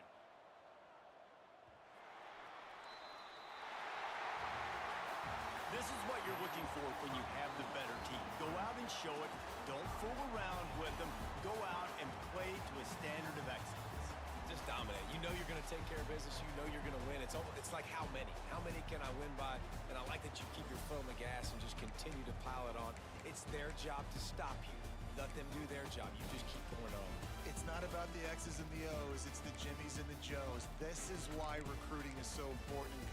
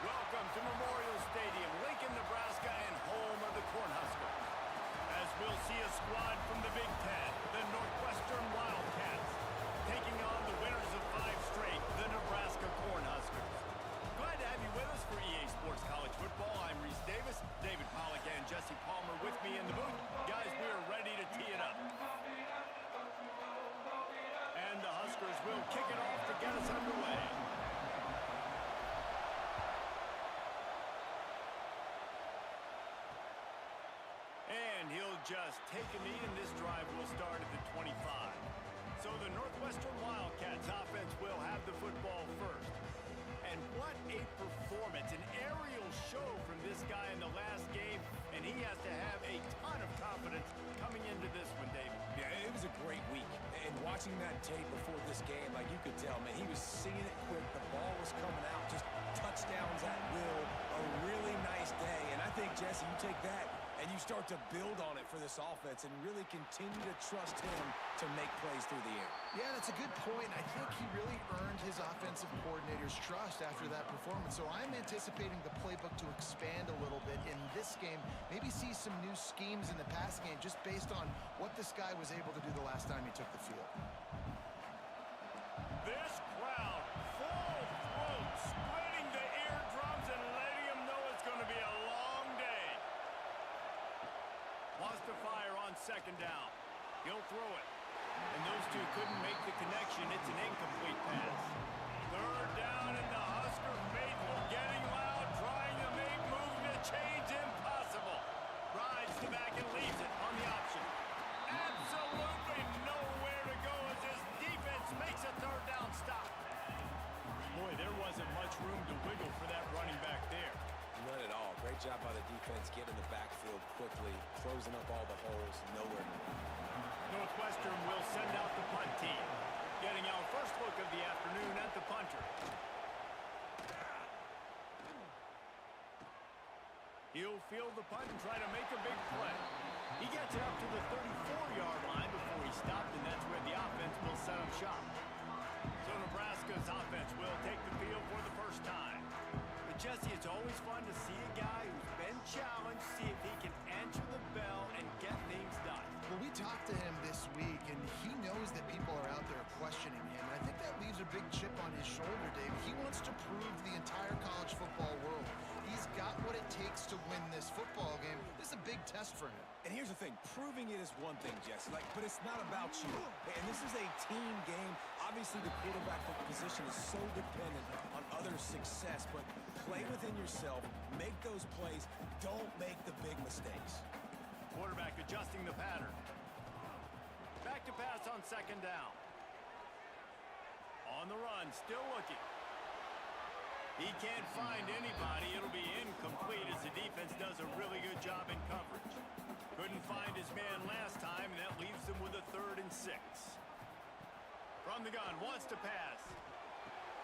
Caught near the sticks. It's Reinbold. Getting closer and closer to midfield. Out of bounds. They'll mark it at the 47. When you're a playmaker like this guy is, your coaches are going to dial up plays intended for you, especially on third down. That's what you saw in that last play. There was no question where the quarterback was going with that football. All week long, they decided on the biggest downs of this game, we're going to target our best player, and we're going to make sure that he gets looks. It doesn't matter what the coverage is, and you saw it right there on that. The Cornhuskers want to pick up the tempo. This slot receiver gives defensive coordinators nightmares. You have got to double him virtually on every pass play. He better have safety help over top. Otherwise, this guy's a threat to score every time they throw the ball.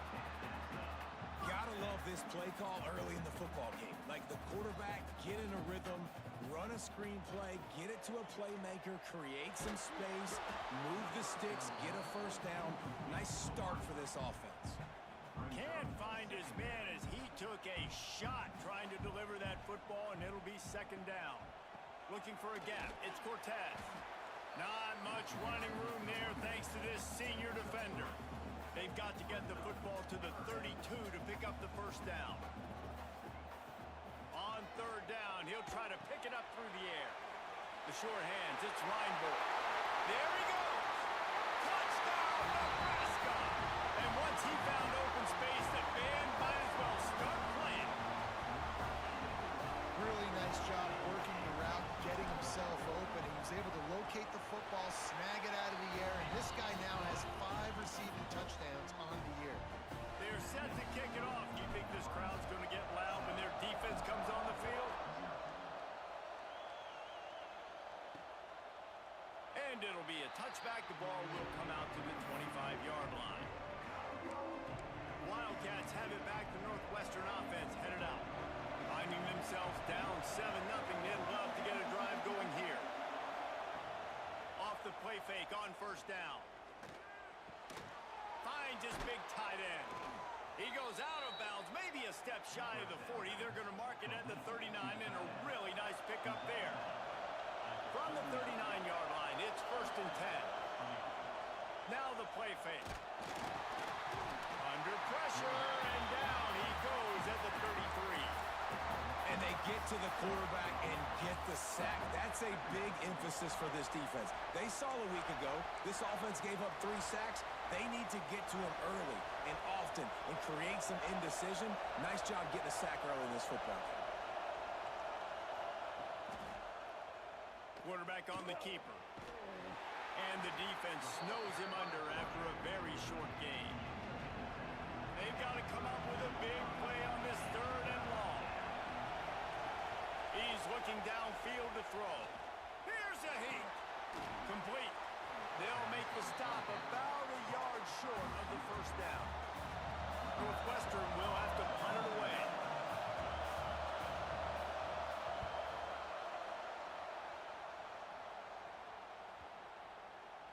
That thing was down for a while, but the big bounce carried it into the end zone, and it'll be a touchback. The Cornhuskers ready to go back to work on offense. Already a solid start to this one. Now back to work with this 7-0 lead. A lot of field in front of them as they open this possession from their own 20.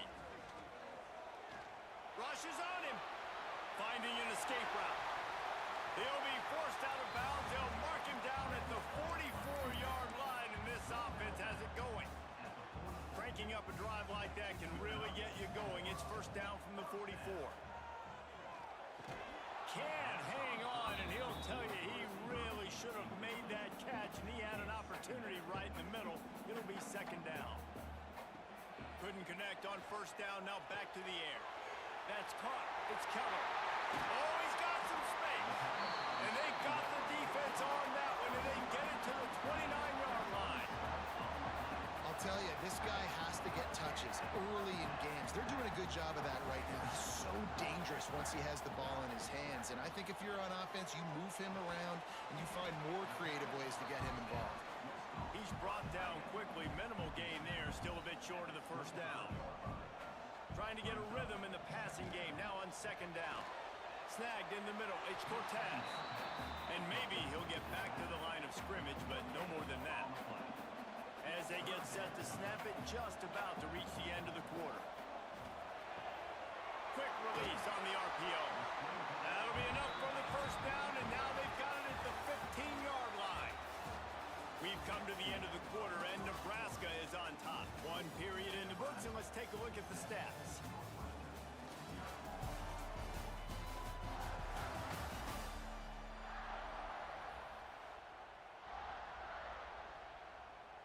So after the break, they'll go back to work.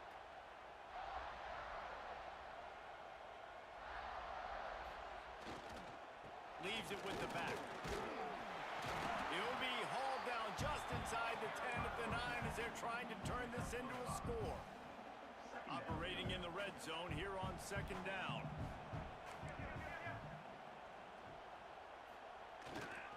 They'll keep it on the ground. And he's loose, and he'll take it to the house. Touchdown, Husker! Precision blocking up front created the open lane, and the running back followed it beautifully. Yeah, it's pretty easy to follow an offensive line that makes those holes and just gives you a caravan all the way to the end zone. What an unbelievable job blocking up front. And for a quick update, let's go to Kevin Connors in the studio. Man, it just means more in the SEC, and take a look at how things are playing out here. LSU is currently trailing in this one, but it feels like the momentum may be turning.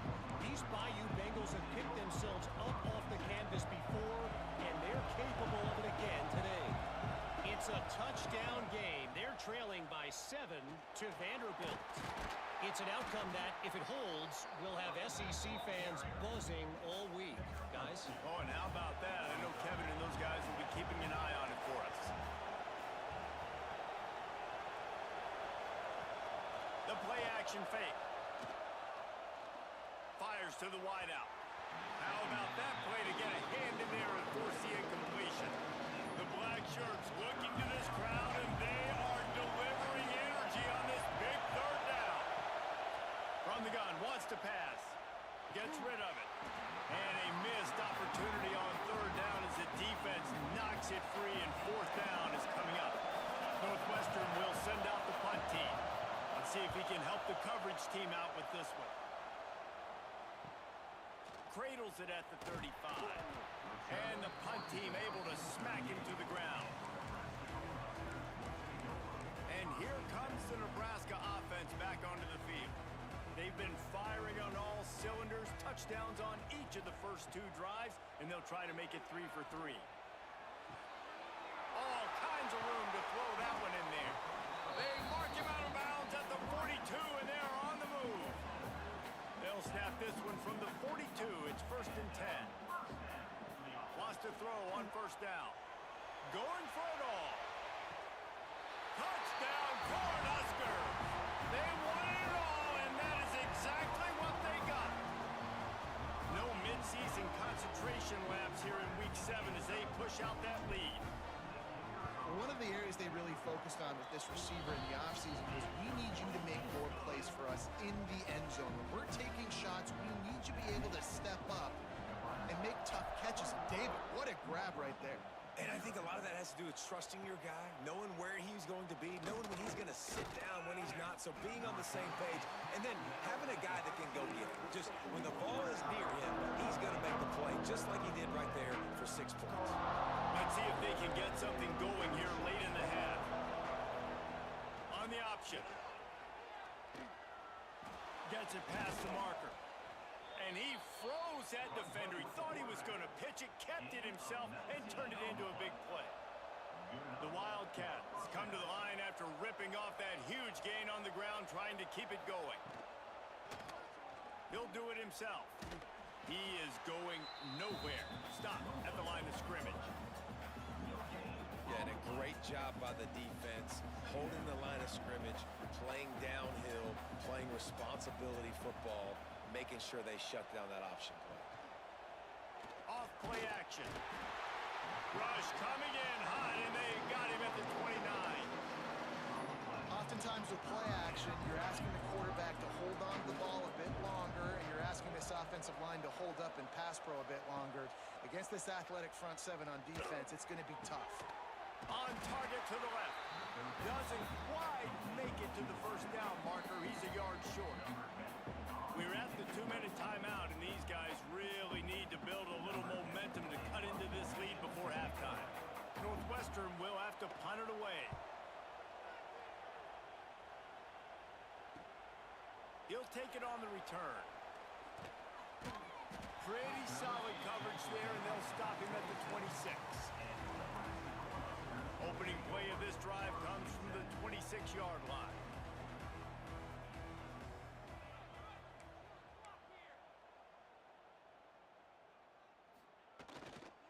Using his legs, it's Etienne. And what's the closest guy to the football, man? It's those defensive tackles, and those guards and centers have to work together. They got to get those guys and get some movement. They don't on this play, and the big fella eats. Nowhere to go. When you run into him, you usually meet the ground. Catch in the middle, it's Cobb. And the defense stops him just short of the first down. Maybe needed a few more chain links to move the sticks. They'll try to drive ahead on 3rd and short. He'll have enough to move the chains. It's first down at the 38. The Huskers come to the line with a new set of downs. Looking downfield on first down. Got it set up on the outside. And that one looked great on the grease board, but when they blow it up like that, the defense is going to win every time. And the Huskers have put themselves in dire straits after that last play. It's 2nd and a mile. Tight end finds a soft spot. They bring him down, but a solid pickup to put them in position to pick up a first down. They have it at the 43, 3rd and short, trying to avoid making a decision on 4th down. He's got enough to move the chains, and they'll spot it at the 47. Looking to throw on first down. Fires to the big fella. Breaks into the open. He's down at the 23-yard line. It's a many first downs is that? Just on this drive alone. I mean, this defense allows 1 or 2 more drives like this, and they're going to be gassed by the third quarter. The Cornhuskers moving quickly to the line. Wants to go up top on first down. Working the middle, it's complete. Now the connection takes it to the 11. It's first down from the 11. Looking to throw on first down. Gets it out quickly. Touchdown, Nebraska! Hauled that baby in and then strolled into the end zone for the score. And with that score, this thing is getting ugly. This offense has had their way, and not only have they had their way, now they finish the half like you're supposed to, scoring the football, building on their lead. This defense is going to have to go into half and find some answers. Let's see if he can make a play on the return. Nice job by the kickoff team. Everybody stayed in their lanes, and they'll stop him at the 16. A lot of work to do as this drive will start from the 16-yard line. He'll try the left side. Just wanted to find a little space to run and ekes out some to get it up to the 21.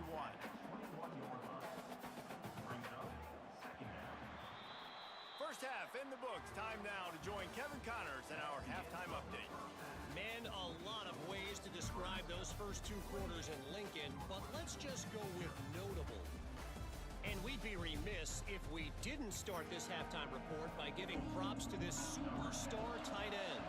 He's been almost, you know what, check that. He has been unguardable with that unusual blend of speed, size, hands, and route running. He is a pick-your-poison kind of player. The Cornhuskers ready to go back to work on offense. Let's see if they can keep that first half momentum rolling.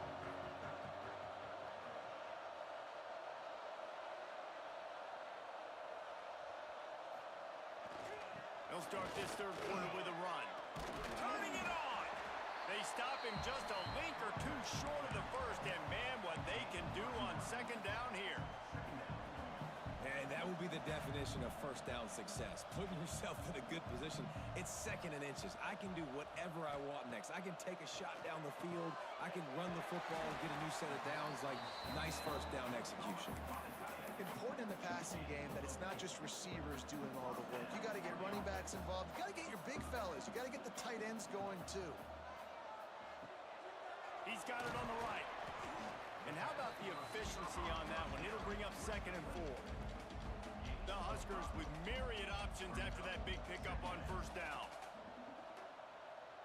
The offense changing the play. Second down, he'll throw it.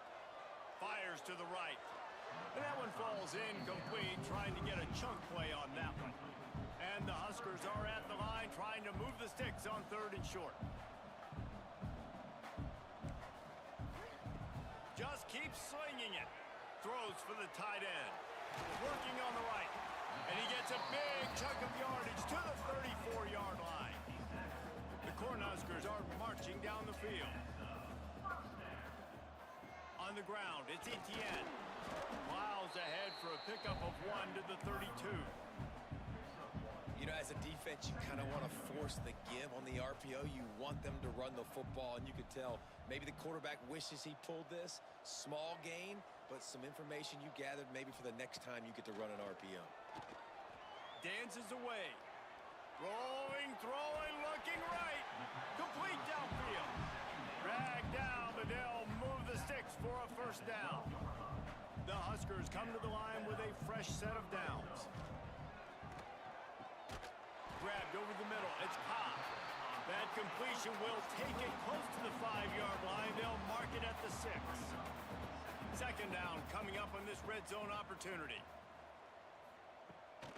Rides the back on the option to give. He's going to lose a yard on that one. They'd love to pick up this third down and get a fresh set with 1st and goal. From the gun, he'll try to throw for it on 3rd down. Touchdown, Husker! And they take it in for 6 more points. Well, Little Red's probably turning into Big Red with pride right now with this performance he's turning in. And, man, he is in his bag. He's running it. He's throwing it. his defense is like habit, what? Which way do I go? Who's got the football? He is setting this defense on fire. And he'll just take a knee, and this drive will start at the 25. The Northwestern offense returns to the field. The drive starts from their own 25-yard line. Looking for a physical attack from the gun. And that's a very productive first down play and bringing up 2nd and 3.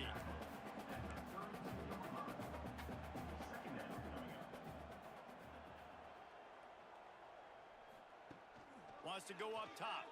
Oh, they're after him. Nowhere close on that one as he got drilled trying to deliver the football, and now they face 3rd down. And the Wildcats come to the line on 3rd and short, looking to keep this drive moving. Lofts one deep down the right side. Makes the grab on the shot. Knocked out of bounds after a good gain on that one. They'll spot it at the 43. It's 1st and 10 from the 44-yard line. Tight end in motion, see how the D reacts. Use the play fake, now to throw. And he got smacked just as he released the pass. It's incomplete. Plenty of work to do here on 2nd and long. After the incompletion, they go back up top. Grabbed in the middle, it's Berger. Knocked down at the 29-yard line. Picked up 15 yards on the play, and he's got a 1st down. And that's a 1st down for the offense. On the move, it's Barnhart. They'll pick up 4, 2nd and 6 coming. And here comes play number 6 of the drive. Brings up 2nd down. They'll go to work in the air on 2nd down. And that's going to fall to the ground incomplete. That was a physical matchup there. 3rd down coming. And now let's see if the offense can bail itself out after the 2nd down misfire. The screen, he can go. They make the stop about 4 yards short of the 1st down. So they'll send out the field goal unit. He needs to make sure those mechanics are pure from the right hash and 40 yards away. And this one is perfect. Let's not say they cut into the deficit with that field goal. Maybe just, I don't know, tweaked a little bit of it away with their fingernail. He'll start the return inside his 5. Just never had a chance to shake loose, and he'll be brought down at the 24. They'll get things started on this drive from the 24. To the air on 1st down. Makes the catch. After the filthy move, he's got room. They bring him down, but the big play will move the sticks. There are a lot of offenses out there that would probably be a little bit more conservative when you've got a lead like this in the 3rd quarter, but when you've got the playmakers these guys have at the skill positions throwing the football, you should keep airing it out, and that's exactly what they're doing now. They make the stop, but barely, and they might need to regroup as we have come to the end of the 3rd quarter.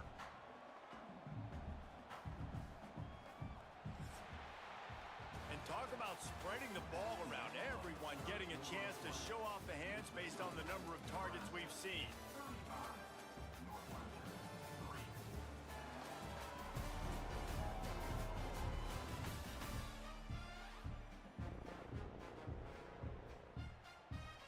They'll go back to work with a 1st down in the final period.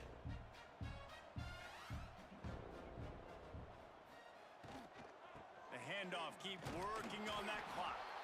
Not much.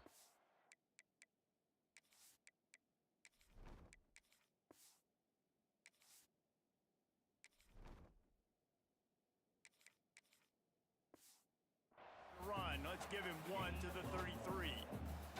Didn't get much on 1st down. It's 2nd and 9.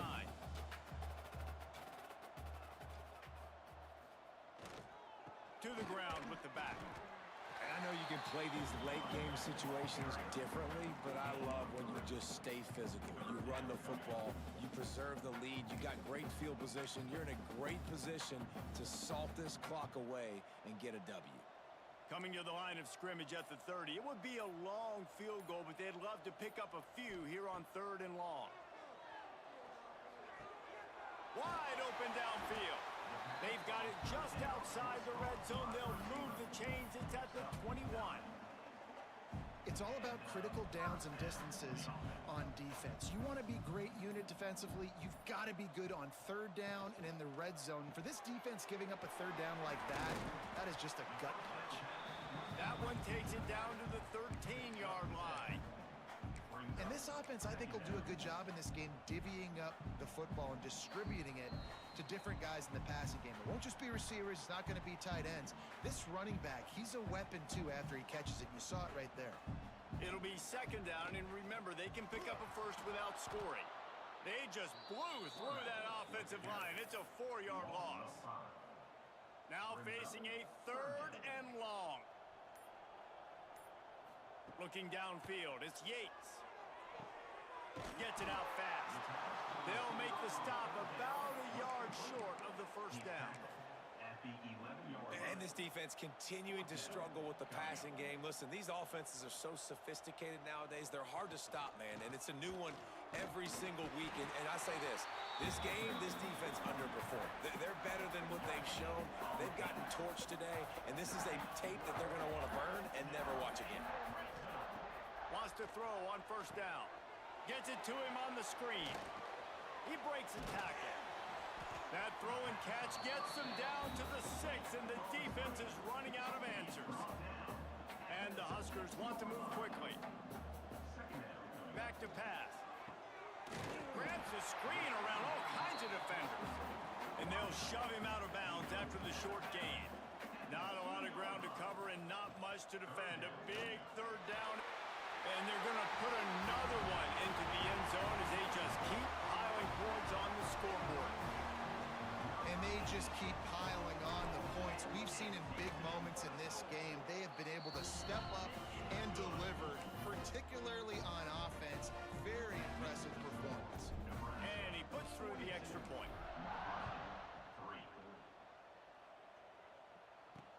What kind of field position can he help them with on the return? He was looking for some running room, but not much to be found as he stopped at the 18. They'll start this drive from the 18-yard line.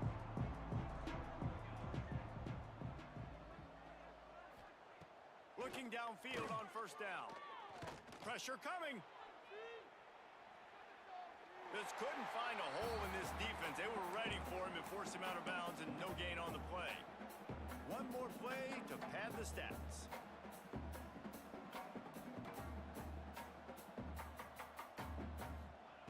Gonna swing it on 2nd down. He's taking a deep shot. Falls incomplete. They fought to the final whistle, but that's gonna do it. They've reeled off 6 straight to start the season, undefeated, bowl eligible, but when you have that kind of record, the possibilities seem limitless. What a great way to start the season. The best way possible, right? Like 6-0, taking care of business, building momentum. This squad continues to climb up the ranks. They're getting better. They're getting more respect. 6-0 is the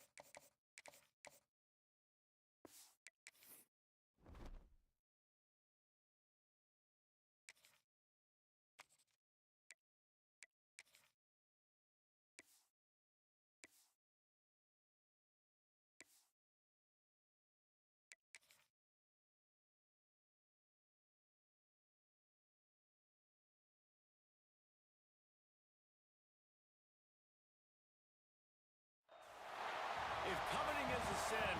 One team here might need to ask for forgiveness. Sitting just outside the rankings and wanting what their opponent today has, a spot in the top 25. Hello, everyone, and welcome to the home of the USC Trojans, the storied Los Angeles Coliseum. As we'll see, the winners of 6 straight, the Nebraska Cornhuskers, taking on the 6th-ranked team in the land, the USC Trojans. For EA Sports College Football, I'm Reese Davis, joined here in the booth, as always, by David Pollack and Jesse Palmer. Guys, let's tee this one up.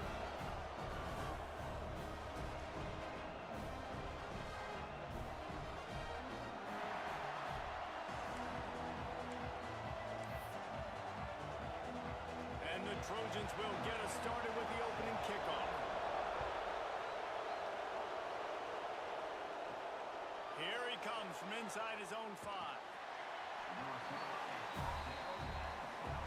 The Cornhuskers offense will get the football first. And we've said many times a tight end is the quarterback's best friend, but the last time these two played together, you could make the argument it was even more than family. It was like that thing, there is a friend who sticks closer than a brother, David. It was really impressive. I mean, they put up big numbers. It seemed to work every time he looked to the big fella. He delivered. So, elite 1-2 punch. Jesse, how do you slow that guy down? I mean, you just got to pick your matchup poison, honestly. You can put a safety against him and try to take advantage of the speed, but he's not going to be big enough to match up physically. If you go linebacker, you're not fast enough. So mixing and matching the looks, I think, is the best chance this defense has.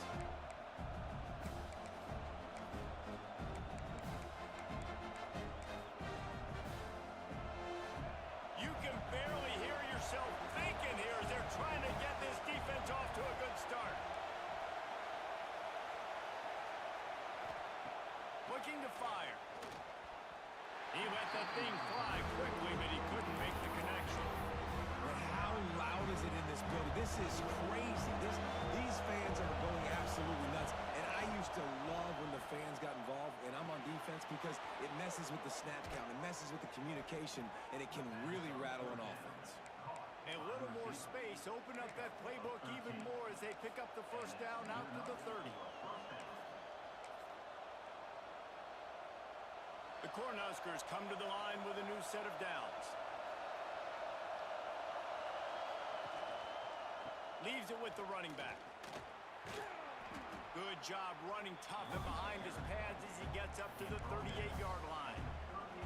Well, it's plays like that that'll help this offense stay in rhythm all game long. If you can have that kind of success on first down running the football, it just opens up your entire playbook moving forward.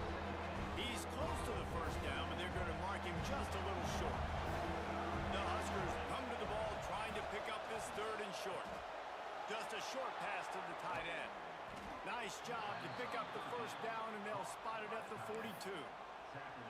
And that's why QBs love their tight ends so much, right? Especially when they're athletic, because they make short throws turn into long gains. Because of his ability after the catch, it's so unique and special. He is done. There he goes. Down to the 32 and out of bounds right there. Really, really good decision-making by the quarterback. Don't get greedy. Yes, I can make reads, and I can pull it, and I can throw it all the yard. If I can take 10-plus yards and continue to do that and continue to be smart with my decision-making, this offense is going to be very difficult to stop. Bring in the heat.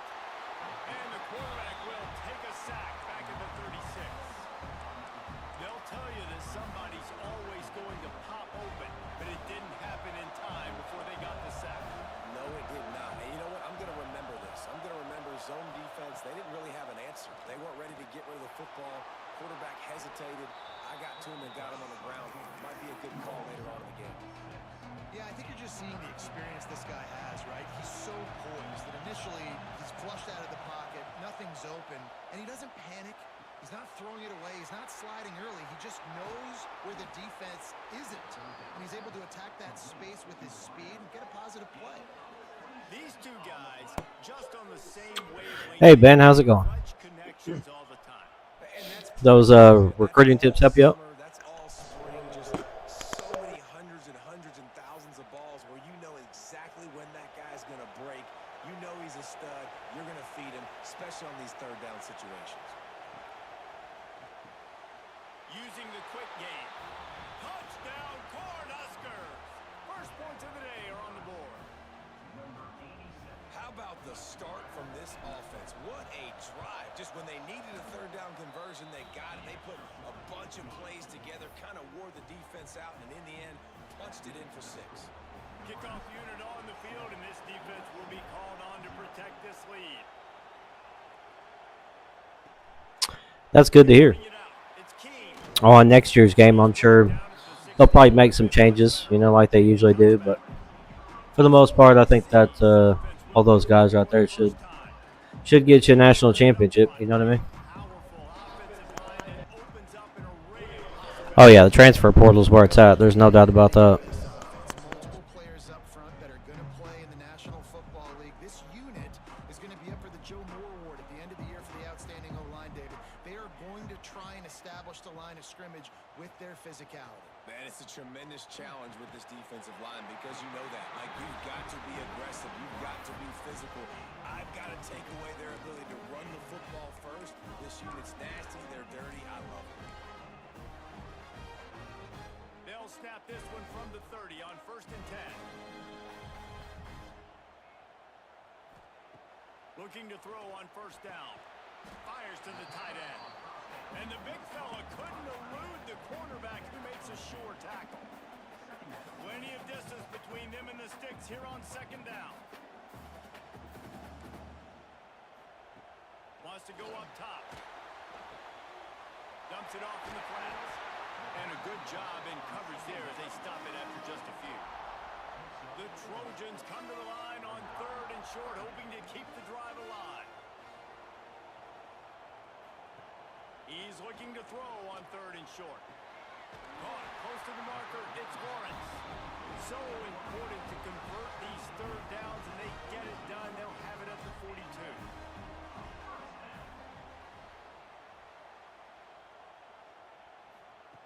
Wants to go up top on 1st down. Trying to set up the screen. And the defense holds firm. No pickup. That's pretty awesome, man. I'm undefeated and not ranked yet, but I think if I win against USC today, I think I'll probably get ranked. I came in Nebraska with it being pretty low ranking and brought in some transfer guys, and so we're a pretty decent team. Got some good wide receivers. So freshman quarterback though. They flipped into the field and we're ready to play.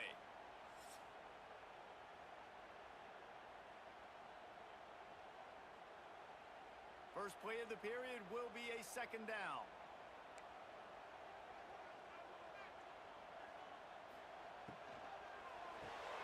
Got it behind the line. It's Hunt. And good coverage by the defense, just a short gain. Let's talk for just a second here about USC.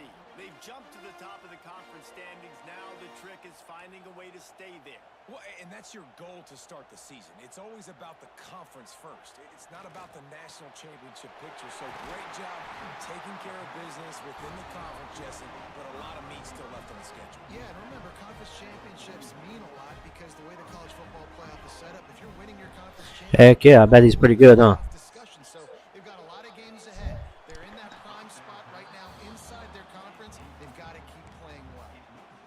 I don't know if the quarterback read the coverage properly on that one, but obviously the result is an incompletion. They're dealing with a 2nd and long. Back to pass. Finds space on the right. Ripping off a good chunk inside the 25, and they're set up with a 1st down. And the Trojans come to the line with a fresh set of downs. Looking to throw on 1st down. Got his man quickly. Oh, he's got some room headed to the goal line. Touchdown, Trojans. Oh yeah, I know that's right. He got all the abilities on him too, like mobile and dot. You have those two on him. They're really good. And it's so nice to have a receiver like this as a quarterback because you pad my stats. I like those long touchdown passes where I just threw it really short and he did the rest of the work. Now we'll hang on here. The coach has called a timeout. He wants the officials to take another look thinks he's got a good shot at getting this one. I think this dude stepped out of bounds when he first caught the ball, but they're not rewinding it back to it.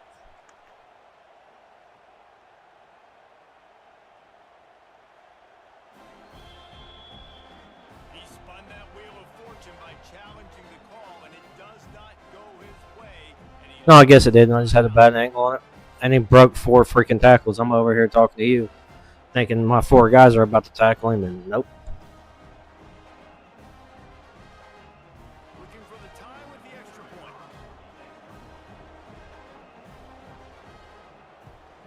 And they did tack on that extra. Yeah, that's where it's at now. You got mobile resistance, dot, and extender on them, and they're just unbelievable. Really good quarterbacks. 24 yards out. They're ready to kick it away, and this crowd is buzzing after that last score. On the run from inside his own 5.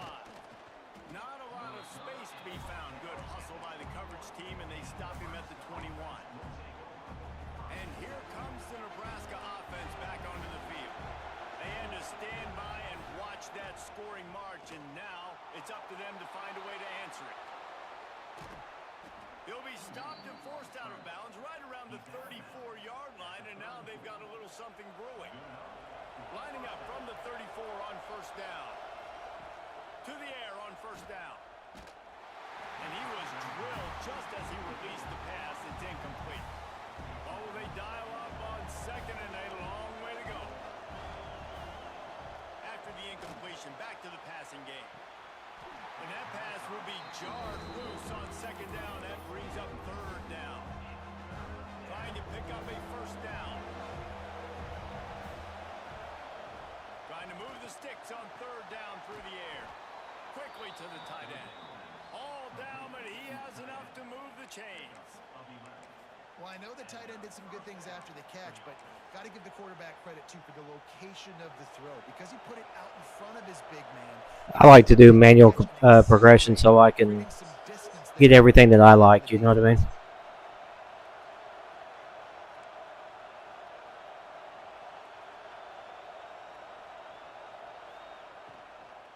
The give to the back.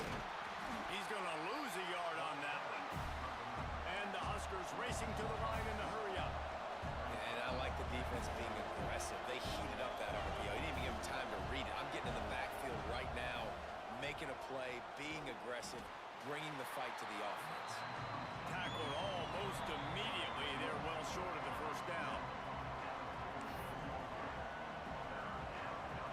Decibels rising as the crowd gets behind this defense on third down. From the gun, wants to pass. Quickly out to the tight end. Good pick up there. They'll move the chains, and they're set up at the 41. And it's on third downs like this. If you want to attack the middle of the field, you got to look for the tight end. Really nice route. Great job looking that football in. You can tell this quarterback really has a lot of confidence. Breaks into the open. Good run on the play, and he slides to avoid the hit. He can throw it. He can buy time. He can run it. What can't he do? This guy's so talented. When he does stuff like this, there's no way to stop him. When you're on recruiting, you have to remove hours because once you run out of the hours they give you, that's all you get, unless you spend some on scouting, and then those hours come back. But once you've used your hours up, you have to move hours around.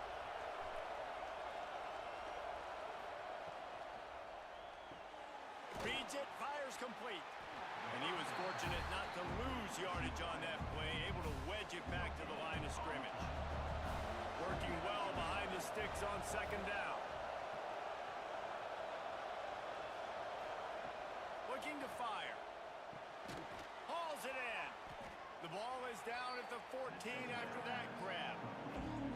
How nice is it in this offense to have your best receiver playing in the slot? You're matching him up against linebackers, against safeties, or nickel corners. Nickel corners are oftentimes the defense's third best cornerback. This guy is virtually uncoverable. Timeout called here by the defense. It's the first one they've used this half. Fourth down, and this crowd is making it miserable on this offense. He'll try to throw and pick first down. Big tight end makes the grab. It's a first down. The tackle is made, but he's got it first and goal from the 6. The Cornhuskers started this drive backed up in their own end, and now they've moved into position to score. He'll be brought down at the 5-yard line, and this defense is on its heels. Now it's second and goal. The run up the middle, trying to power to the goal line. And he never had a chance, just stopped cold as soon as he got it. It's third and goal and third and long. From the gun, wants to pass. That one will be incomplete, and we are down to 10 seconds to go. So now on fourth down, they'll try to salvage a 3 and just get points before halftime. This crowd trying to do its part to get inside the kicker's head. And this one sails through just inside that left upright. And with that field goal, they now have the lead.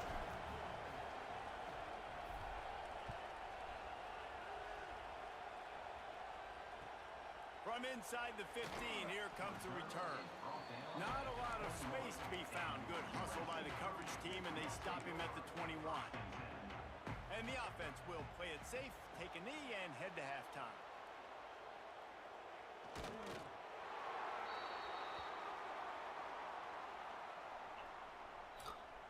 Yeah, once you figure that out, as far as moving stuff around, like sand the house with the ones that you really want, and then 3-star guys, you really don't have to do much. I mean, 3-star guys, you can put like 10 points on each one of those guys per week and get those guys. 2-star guys, 1-star guys, those are all the same way. You have to spend minimal amount of hours to actually get those guys. But when it comes to the 4- and 5-star guys, you really got to sand the house and do like hard pitches and soft pitches and all that good stuff.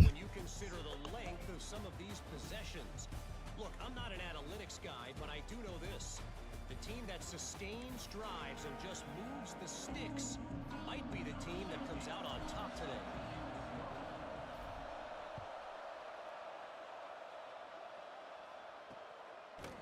And it'll be a touchback. The ball will come out to the 25-yard line. And guys, USC has the ball back and sending the offense onto the field. If they're going to get on top in this game, they're going to have to find a way to get the running game going in the second half. Agree, so it can create some more balance, some more unpredictability. I feel like this defense has got a good beat on what they're doing, especially if they don't mix it up a little bit. So I do look for a little second half running the football ball right of this group. And I think the thing, Dave, is they just got to be more physical. I don't think this is a scheme question about trying different run plays. I think it's up to the big fellas up front. They've just got to make the decision that they're going to be tougher here in the second half so that they can win this game. Intercepted, and that's not how you want to start a half. He managed a few yards on that return, but the bigger play was the fact that they forced the turnover.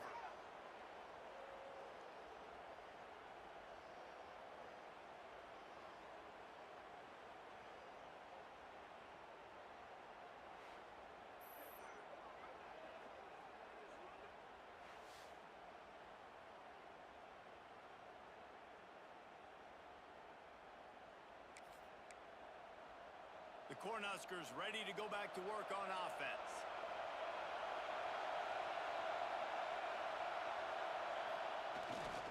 The give to the tailback. And this one will be stopped for no gain. Yeah, it's good to focus on. You focus on the 5-star dudes that you know you can get. Focus on those, and then the 4-star dudes will be. You'll start to have a lot more 4-star guys when you win consistently and get to the playoffs and things. The 4-star guys will start rolling in really easily. But once you figure it out, man, as far as like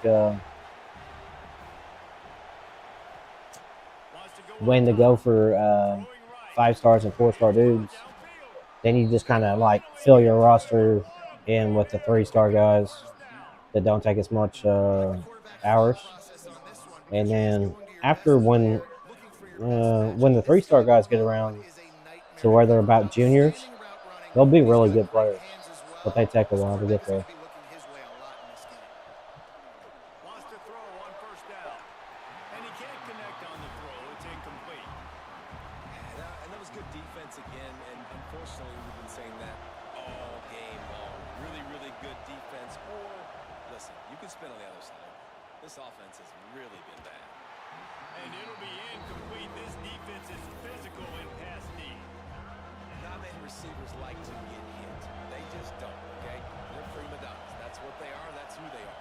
Nice job by the defender. You could tell he was catching the football. He was going to put a hit on him to make sure he had to think about something later, and you could see the ball pop out and fall to the ground. The Huskers are on the move. Gonna run it. It's Cortez. And maybe he'll get back to the line of scrimmage, but no more than that. And if this defense wants to get back in the football game, they've got to match the physicality of this offense. And that's a great start here in the second half. Like coming out, not letting them run the football. It's complete. And he will score. Touchdown, Nebraska. The offense flexes its muscle a bit and widens the gap.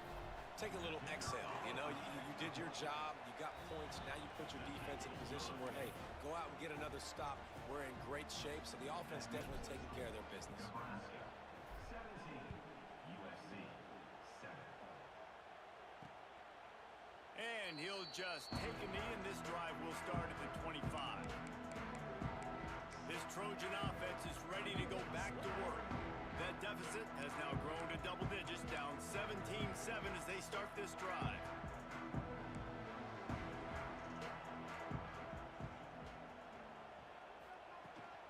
Out of the gun to give to the back. Defense in the right spot. They stop him after a gain of 2 to the 28. Got 3 on first down at 2nd and 7.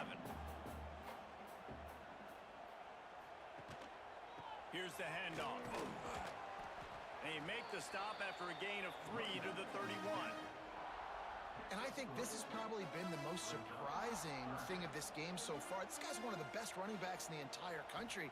They just can't get him going. He's never been able to get into a rhythm. You got to give the defense so much credit because they had... Turning it on!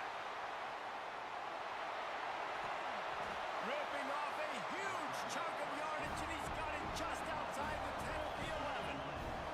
The entire complexion of this possession changed on that one play. Now they've got it 1st and 10 inside the 20. They'll give it to the back. They get him stopped, but those feet kept moving until he was down to the 5. You just sense the frustration starting to build, not only on offense, but I think with this running back as well. He is so talented. He's had some massive games throughout his career. Just haven't been able to get him going early in this game. And the quarterback is knocked down back at the 13. And this quarterback, man, you've seen him have some success, so you know he'll take off and run. The defense was ready, man. Nice job. This second half, this is a critical part of it. Don't let him beat you with his feet. On 3rd and long, he has to throw for it. It's incomplete, and this ought to be a boost of confidence for this defense, getting a stop against these guys on 3rd down. And they decide to trot out the kicker. Dead center perfect. They're back to within a touchdown. 17-10 is the score. Let's go to the studio now and check in with Kevin Connors. Kevin, what do you got? Guys, let's take a look at what's happening. I would go for the 4-star guys for sure. And then, like I said, use the 3-star guys just to fill the spots that you have to have. You know what I mean? Go for the ones you really want. That's what I do. As long as they're interested. If they're not interested, you're probably not going to get them. It's just the way the game is. Interested and pipelines are the 2 things you should focus on. And how about that one? Kevin will be keeping an eye on everything going on elsewhere. With the catch, it's Reinbold. And the Huskers with a 2nd and short to keep this drive moving. On the other hand, 3-star guys, you can pretty much just pick what you want, and you can get those guys. Even if they're not interested, you can usually get them. Wide receiver going in motion. To the air on 2nd down. A little screen to the running back. They'll make the stop, but not before they use the screen beautifully and pick up the 1st down. Passing game kept this drive moving. Let's see if they try it again. That's caught. It's Cortez. They make the stop, but he'll have enough yardage for a 1st down. I like the running back there on the route and the patience he showed. Really If the five-star guys are not interested in you in your school that you're going for, and you don't have a pipeline, you might as well just back out of those dudes anyway. You know what I mean? So the longer you wait throughout the recruiting season, As they the get less set to likely snap it, you are time to be able to winding get down here the in the top quarter. guys. You know what I'm saying? Looking downfield on first down. Finds his man. It's Keller. He's out of bounds on what will be the final play of the third quarter. We've come to the end of the quarter, and Nebraska is on top. Let's take a quick look at the national rankings to see how this playoff race is shaping up.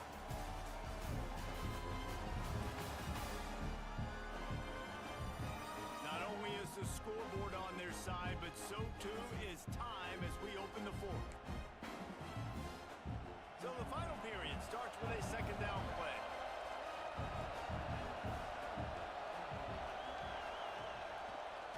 They'll keep it on the ground to keep this clock moving. This junior making his presence felt and making the stop after a short gain.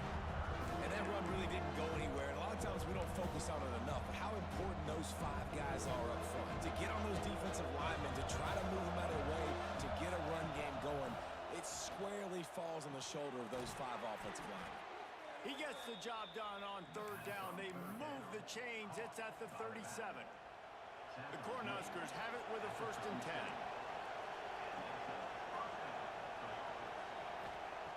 10. Looking to throw on first down. Completes it in the middle. He's brought down, but there's a flag on the field. Let's see what the call is.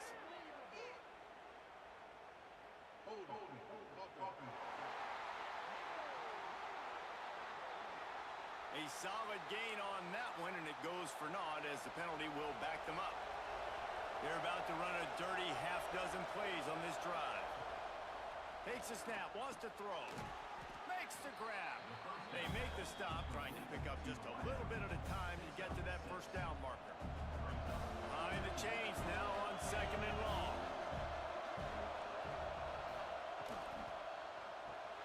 Caught behind the line. It's Reinbold. Timeout called here by the defense. It's their first of the half. I love an offense that wants to stay aggressive. Even when you've got the lead late in the game like this, right, you still try to find your playmakers and get them the ball in space, and that is exactly what this offense is doing. Gonna look downfield again. Finds the tight end. Doesn't quite make it to the first down marker. He's a yard short. Quick timeout call by the defense, stopping the clock to save as much time as possible for their offense. And now on 4th down, they will put it on the shoulders of the kicker to save them with his foot. And sometimes I just feel like 4th down, man, just go for it every time. Like the field goal miss, make rate, and listen, kickers have improved the last couple of years, but you left some points off the scoreboard there. They're going to throw it to start the drive. And this is dropped. Incomplete pass. He had a huge gain in his fingers, and he couldn't hold on. 2nd down, they'll go to the air. Catch in the middle, it's Hunt. And he broke one tackle on the way to a solid pickup there. The Trojans come to the line on 3rd and short, trying to convert here. He'll sneak it. Got the first down. Looking for more. When you're a defensive lineman, you're trying to get underneath the offensive lineman as fast as possible, dive in there and create like a pile in the backfield where the quarterback can't move his feet. Because you see the quarterback on QB sneaks, grabs the football and tries to just keep his feet moving and just try to get an inch or a yard, whatever it takes. But the defensive linemen have to do a good job of getting in the backfield. Here comes the offense on 2nd down. Back to pass. A little release to the back. The defense wouldn't let him loose, and even though it's a completion, they lost yardage. Well, they try to spit it out to the running back on the perimeter of the field. You saw the speed and recognition by the defense, though, how quickly they were able to get to the back and get him down for a big loss. Makes the catch. It's Hunt. They stop him short, and we'll have a big 4th down coming. Trailing by a touchdown, this 4th down opportunity is gargantuan.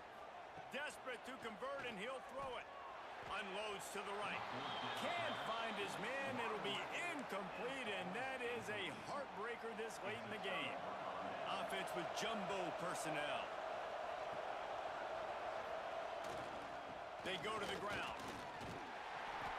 Good pickup on that play. It'll bring up 2nd and 4. Defense uses a timeout quickly, trying to get that ball back and preserve time for their offense. Now on 2nd down, and we'll probably see another run, and that might do it if they can get a 1st down. And he won't quite get there, but boy, after that pickup, just a few inches to go for the 1st, an array of possibilities here. These fans stepping up to help this defense on 3rd down. They'll try to pick it up on the ground.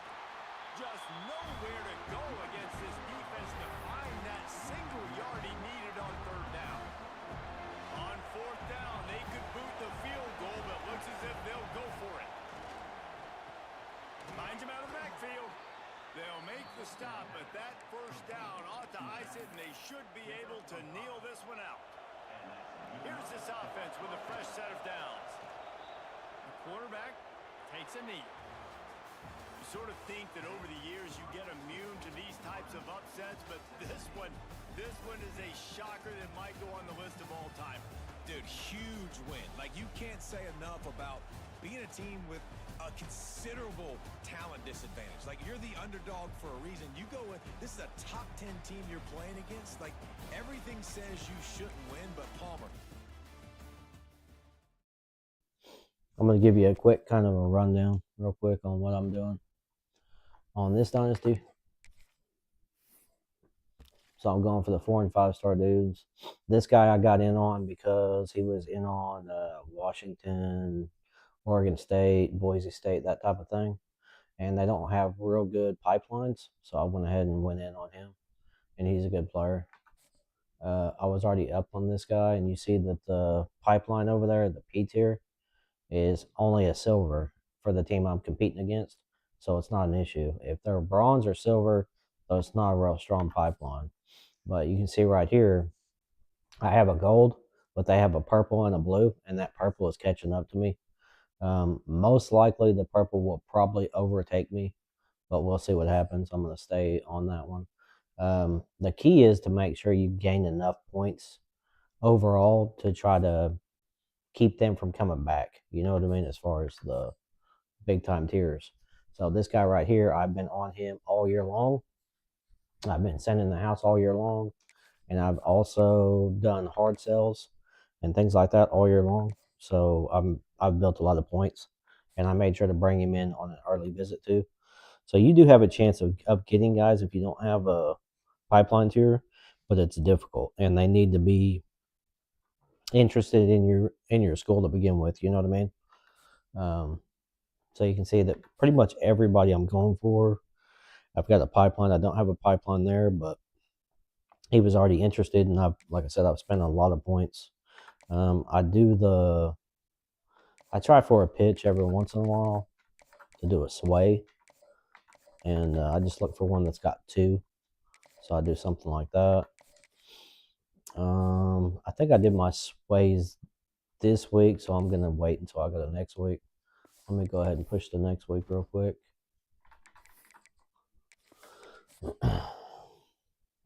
But try to move your points around. You know what I'm saying? Like, you can kind of see the writing on the wall, the guys that you're not going to get. You know what I'm saying? So don't stick with them even though you know you're not going to get them. Just remove them off your board and go for somebody else. Try to do that early on if you can. You want to do the hard sell first usually. I do the hard sell. And then that next week, I'll do a soft sell of what I know works. And then I'll try to do a sway. So I can try to get something better. But see what I've done right here with this guy. I've sent the house so much that he's starting to waver on his other 2 interests. And I'll probably get this guy. So you can see right here, the sway, it worked. So I'm going to remove this. And I'm going to go soft sell on both of them. So I had a soft sell workout, or I had the sway workout here for Sunday player. So I'm gonna double soft sell on him and then DM the player, and that should be enough to boost me past Georgia. We'll see if it happens, but it should be enough to do it. You can see right here, for the most part, I'm over here doing. I'll show you on this one. So I'm gonna try to sway him because I've got a D plus on one of them. So I'm gonna come over here and find something that I've got better. So like right there, that's a better pitch. So I'm gonna try to sway there, and then then I'll do my soft sell for what I know for a fact is all 3 green.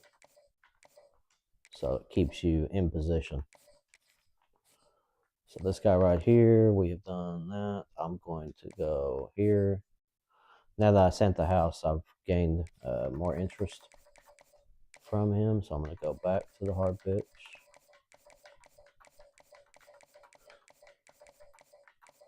Sometimes if you feel like you're kind of losing momentum,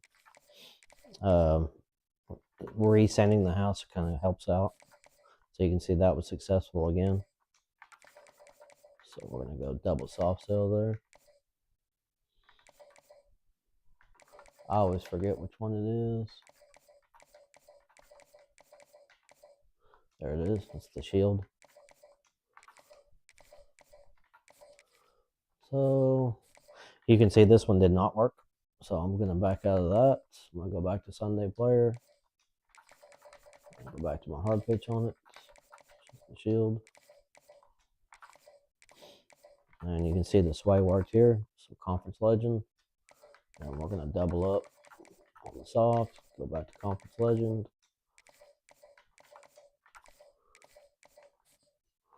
So that gives you a really good boost when you get those sways to work. Then you can double soft sell. You know what I mean?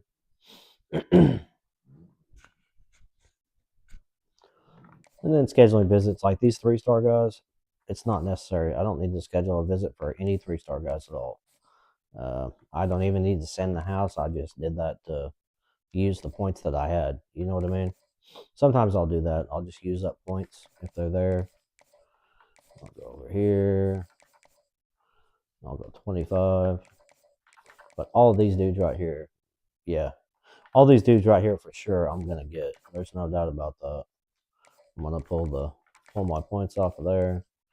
This guy right here, I would have gotten him if nobody else would have offered him a scholarship, even though he has a deal breaker later on in the season. He shows playing style as his deal breaker, but he's just mad because I put in my freshman quarterback and he's doing good. And so basically, it's really playing time, not playing style that he's mad about. So I'm not going to get him, but I'm going to keep him. I'm going to keep him on the board. You know what I mean? Just for the heck of it. I'm going to go back here. Now it's kind of like later on in the season, so I'm going to take a look and see what my actual needs are. Let me take a look here and see if I need a kicker or anything. I got sophomore and a junior there. You know, I could probably do with a better punter. So I'm going to go over here and I'm going to take a look at the punters. The thing about the punters is you just go on here and find you a good 3-star that's a power. When you have a pipeline, see right here, either one of these 2 guys I can get. I'm just going to go ahead and, since he's already number 9 on here, and then I'll show you how easy it is to get the 3-star guys. I'm literally just going to offer a scholarship, and then I'll contact his friends and family. And this dude right here I will most likely get. It's very rare that you don't get those dudes. So I'm going to take a look here and see what I need. So my true actual needs, you know, I don't need a fullback. I don't run fullbacks. So I've got 2 wide receivers leaving, possibly 3, maybe 4, who knows. There, but I worry about that in the transfer portal. I'm not going to concern myself with players like that. My skill players, I go like my running backs, my wide receivers, my cornerbacks, things like that. I'll get out of the transfer portal. You know what I mean? I'll go look for some studs out of the transfer portal. So right now, cornerback is not looking very good for me. But I need a safety. You know what I'm saying? I need a couple safeties. So I'm going to add some 3-star hybrid safeties. 1, 2, 3. I always search 3 to 5, but then I'll knock it down to 3 over here. Like this, just to save time. Then I go over here to sort. I sort my pipeline right here. So I've got a really good pipeline with this guy right here, and he's interested in Bryce. He's 6'1". He's 193 pounds. So he really fits my system. So I'm going to go with him. He's 5'10". I'm going to look at the other guys, 5'11". He's 6 foot. That fits my system. That's what I'm talking about when it comes to having a system. Like 6'1", 6'2", 6'3" guys. I try to make sure everybody on my team is at least 6 foot tall. I would rather have 6'1", but it is what it is. So all 3 of those dudes fit my system. So right here, he's 6'2". This dude's 6'2".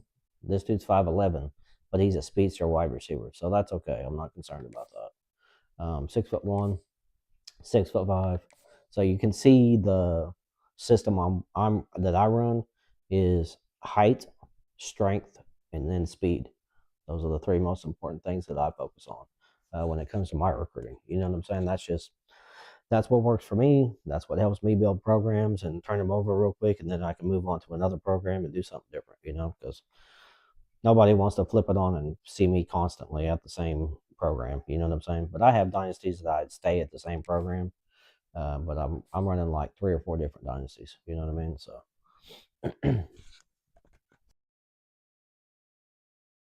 And here's what I always do. When I'm looking at these 3-star guys, I'm looking for their speed. You know what I mean? So I want fast. He's a gem, so I'm going to definitely go for him. So I'm just going to send that. And then I'm going to look right here. So I can already see his speed, so I'm happy with that. I don't need to see anything else. I can see how fast he is, and that's fast enough to play on my team. That's an important thing. See, he's kind of in between. But we'll see, and we'll see right here what else he has. So, yep, he's a gem. He's also a team player, his mentals. That means that I can move him to cornerback. I can move him over to linebacker. I can move him to strong safety, free safety. I can move him anywhere I want, and he won't lose any attributes. Like his speed won't go down. His awareness won't go down. If you have a team player, you can move him pretty much anywhere on the field. You know what I mean? So I'm going with him as well. He's a gem. They don't necessarily have to be gems for me to keep them. I'm just looking, like I said, see how this guy's slower, and also he has roller coaster. So you don't want roller coaster on your team. Roller coaster means when they're playing good, they play really good, and they basically play a lot better than they actually are. But when they're playing bad, they're playing terrible. So you do make sure you don't have a roller coaster quarterback. You do not want a roller coaster quarterback on your team.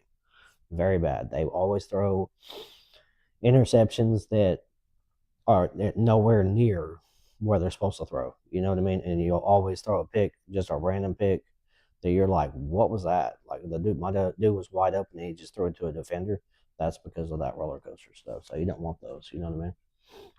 Now this guy's zone coverage is good, his man coverage is good, but see his speed's just a little bit too slow for me. You know what I mean?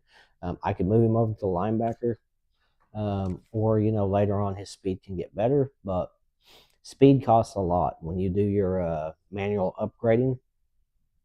Speed and strength is the 2 most expensive things on the game to upgrade. So if you start with good strength and you start with good speed, you don't have to worry about that. Of course, you want to always upgrade the speed on cornerbacks, on running backs, on wide receivers, things like that. But if you can start with like a 93 speed wide receiver, that's a lot better than like an 88 speed wide receiver. You know what I'm saying? Normally I wouldn't go for this guy, but I'm going to go ahead and go for him because I could use some linebackers. So I might switch him over to the linebacker position. But you can see all I've done here. None of these guys are interested. None of them have me on the list. But also, none of them have had a scholarship yet. That's the big difference when it comes to the 3-star guys. Is usually you can just offer a scholarship and that's it. You literally don't even have to put any points on them. But guys like this, like him right here, I really want this guy. I'd really like to have this 91 speed guy, so I'm going to go ahead and I'm going to put searches social media. I try to move my guys up here so I don't forget about them. Just position them up here so you know who has points on them, who doesn't have points on them. If you are really interested in somebody, put them at number 1 on your board. I mean, there's a reason why number 1 is there. So it gives you kind of a boost. You know what I'm saying? So I put my top guys, my 5-star guys up here. Or I'll put, like, if I'm super interested in this quarterback. Kind of going for a battle. So I'm going to move him up here. Because I've made headway here with him. We got a battle here, so I'm going to move him up. And we're good here. So, yeah, anybody you have a battle with, it's good to always move them up on your board. So I'm moving my punter down here because he's less interested. This guy I'm not going to get, but I'll keep him on my board. The reason why I keep him on my board is because at the end of the season, during the off season, if the team he goes to, if they cut him off the team, then he'll go to your school. So always keep the guys, especially on the transfer portal, at the end of it. Moving them up, I feel like it does. I feel like if you have like 5-star dudes at the bottom down here, but I mean, like, it's kind of hard to tell because I think on this one you can do, there's certain perks, like for the number 1 spot, there's certain perks. There was in 25, there were certain perks to it. Like you could do a double soft sell on the same. You know how you see this right here? See how it's locked? So if I go over here to, let me show you this. So if I do this right here, if I try to soft sell on what's locked, you see how there's a lock there? I can't use it, right? But on the number 1 guy, there's not a lock there. So there's a perk, you know what I'm saying, to it. So for me, and I've always done that, you know what I mean? I've always positioned my guys in certain spots, you know what I'm saying? Or what I want, move them up, move them down. There's times you move a guy up, and it'll affect his deal breaker. All of a sudden, he'll let you know, I don't think I'm going to have playing time. It's weird. It's weird the way this board works. But I've had guys that did not have a deal breaker, and then I put them up above somebody else, like a wide receiver that I took from like number 20. I put him up on the board at 10, and all of a sudden, that 20th ranked wide receiver that I put up to 10, they're mad about playing time. So it's weird. I don't know what the deal with that is, the coding with that, but there's something to do. The board definitely has something extra to it that people don't really realize, you know what I mean? So I move dudes up, move them down. I think it's more like plus it's more like realistic, you know what I mean? I try to play this game like I would if I was a real coach, you know what I'm saying? So moving dudes up on the board, moving dudes down, I would really do that during a real recruiting season, you know what I'm saying? So, like, I wouldn't be wearing my away uniforms at home, you know what I'm saying? But I would do alternate during the year, stuff like that. So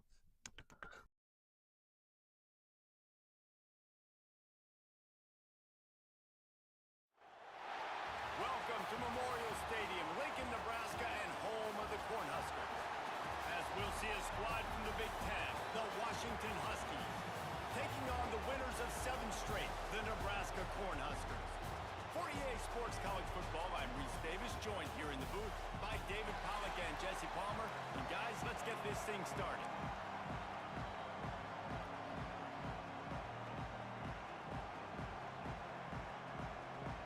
Washington will kick off as this one gets started.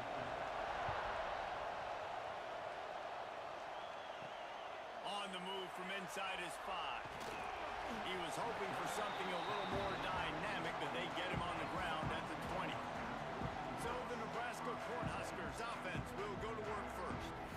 And Jesse, this is going to be a fun test. This receiver, if you leave him in man coverage, you might be in for some trouble. And so when you get him in the one-on-ones, you got to throw his way. He's a really good route runner. He can catch the football. And then when the defense decides to double cover and take him away, that's when you go somewhere else with the football or you run it. The balance in this offense. There he goes. He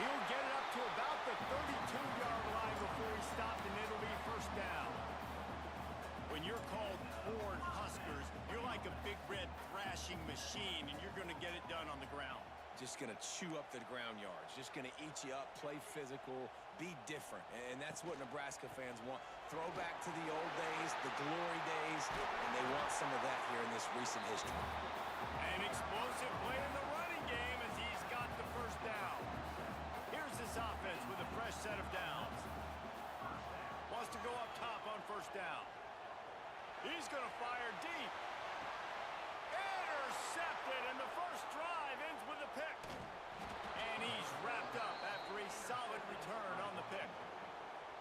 And I know this defense statistically hasn't been one of That was an awful throw right there, man. That should have been a touchdown right there. That was freaking horrible. I'm gonna take a look at that. That dude was wide open, bro. Got him on that wheel route. That pressure? Nope. Nope, it was just an awful throw. Look at that throw. Oh my goodness. Wow. I knew his deep accuracy was bad, but yeah, that's really bad.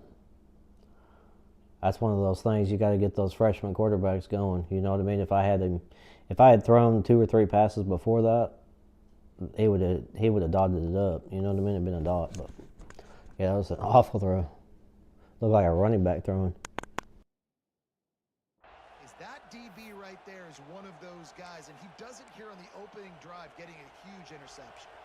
This place is roaring, and it's going to be so hard to operate under these conditions.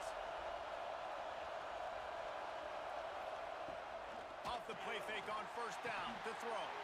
He's got an open man. And a potentially touchdown-saving tackle. I'm just a college football fan, man. I watch pretty much all college football. Bad time, spins the ball deep. Nice job by this offense, understanding what the defense is giving them and creating the explosive play. Pulls and throws off the RPO. The ball is down at the 14 after that grab. That just really nice catch by the big tight end, throwing those mitts up there, catching the football. From the 14-yard line, it's 1st and 10. They're in the red zone, and they'll pass it. He's got it on the run. They get it down to the Not really. I do. I watch a bunch of college football, but not a whole bunch of NFL. Pretty much college football is my jam. You know what I mean? It's what I love, so that's what I enjoy watching. I think the Super Bowl's coming up actually here pretty quick. I think, February? So I always watch the Super Bowl. I try to watch some playoff games for the NFL, but a lot of the times between streaming and all that good stuff, work, and then college football stuff, you know what I mean? I don't get a whole lot of time to watch NFL, but I like watching movies. I'm a movie buff and a series buff, so I just restarted Stranger Things to watch it from season 1, you know what I mean, all the way to the finale. But yep, don't have a lot of time for the NFL, which is all right, you know what I mean. come out to the 25-yard line. And here comes the Nebraska offense back onto the field. They're going to need to get something started, finding themselves in a 3-0 hole.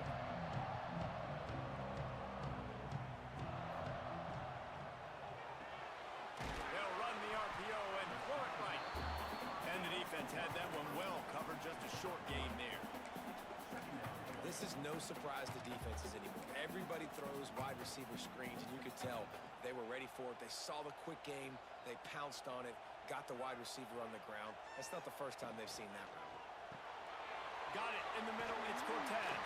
Out across the 30 to the 39 after getting 10 on. How about you? You got a favorite college team, or?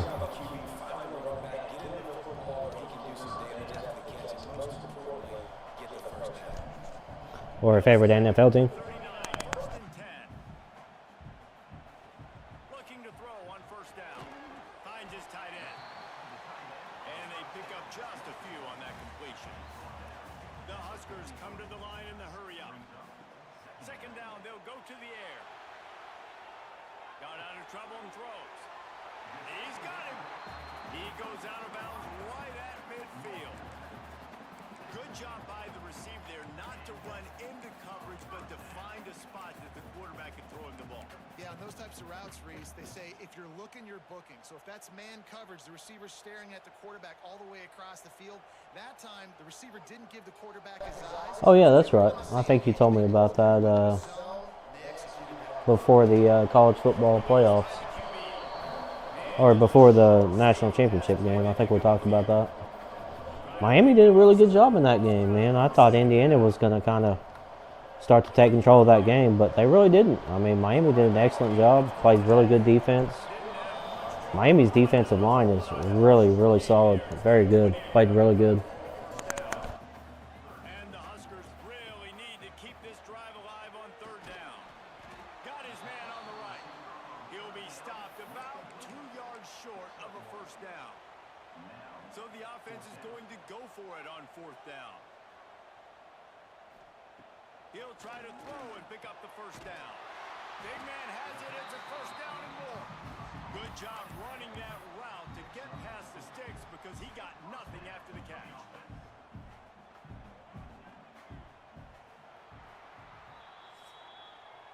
We've reached the break. It's Washington holding the lead. Guys, let's have a look at the stats as we've played one period.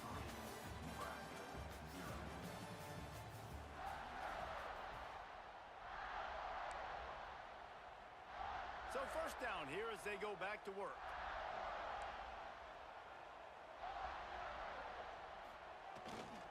The give to the back. Oh, he's got some space. Touchdown, Husker.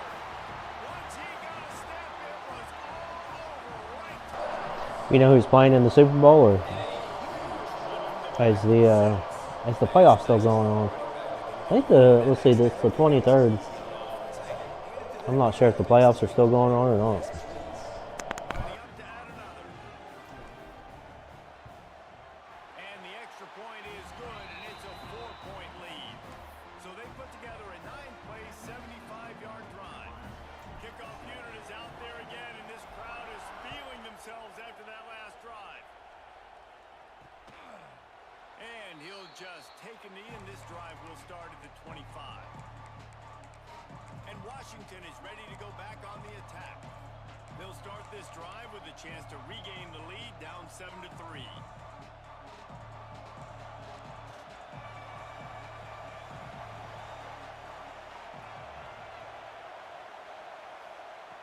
To the air on first down. Intercepted, and the defense has set him up. Trying to take it back. And with the interception, Oh, awesome. I'll get a chance to probably watch them then.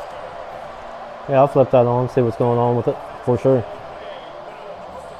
defensive play there. No doubt, good separation now. This game's starting to get out of hand. Read that like a book, you know what I mean? Continue to score points.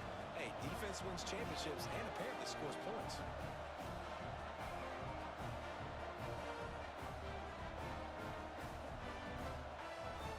Lining up to tack one more onto that lead. And the extra point makes it 14-3.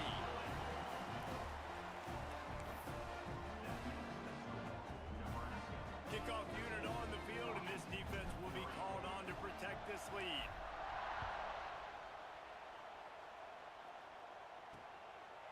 And it'll be a touchback. The ball will come out to the 25-yard line. The Huskies have it back, trying to make this defense bow down to Washington.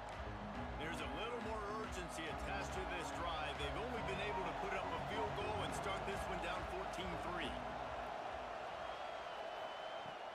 Wants to throw on first down. They're working that left side. It's a nice job running the in route there by the receiver, and the best thing he did after he made his break, he didn't trail and fade away. He actually attacked the football. That's a good lesson for young receivers out there watching. Quickly complete. Stopped at the 44, but he got 10 on the play.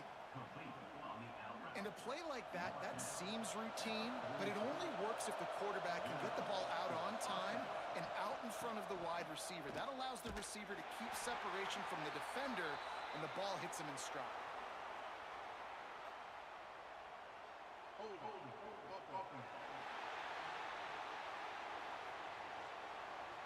They'll decline the penalty here and let the result of that play stand. And now on second down for this offense.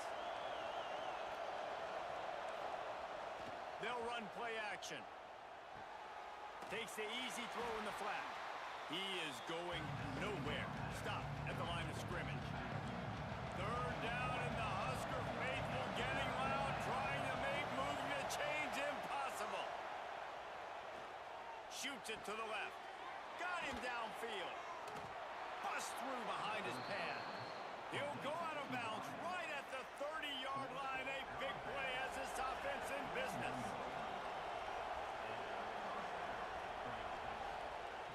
Looking downfield on first down.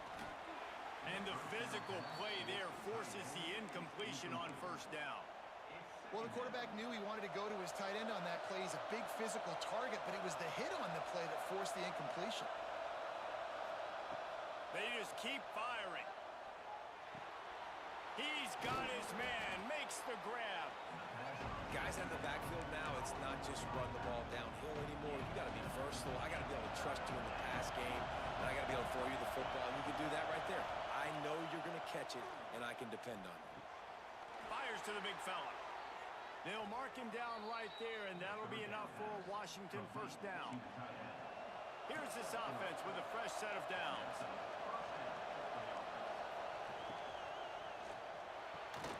He's got it and still on his feet. That completion will take it close to the 5-yard line. They'll mark it at the 6. First and goal, and a great opportunity to slice into this lead. We've reached the 2-minute timeout, and a score on this drive would do wonders for their confidence. And the Huskies line it up with a first and goal.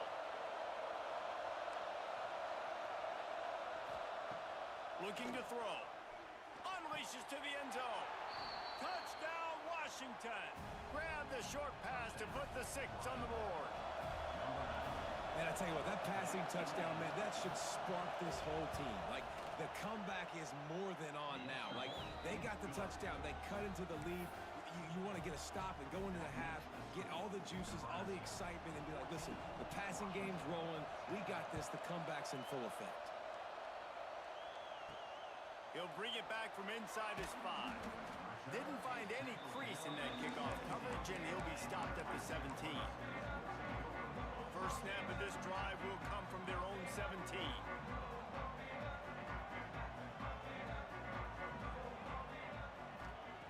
Looking to throw on first down.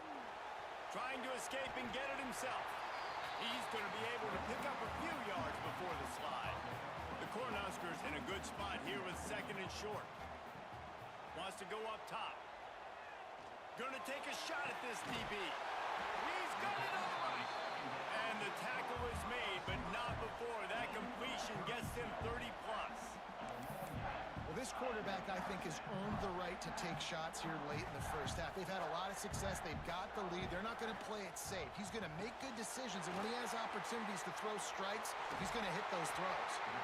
Brings him down at the 27-yard line. It's a pickup of 15 and a first down for this offense. The Huskers come to the line with a new set of downs. Steps away. Lets it fly. Connection to the right. And he's brought down after a nice gain. We got a timeout here late in the first half, and they'll try to get more points on the board before the break.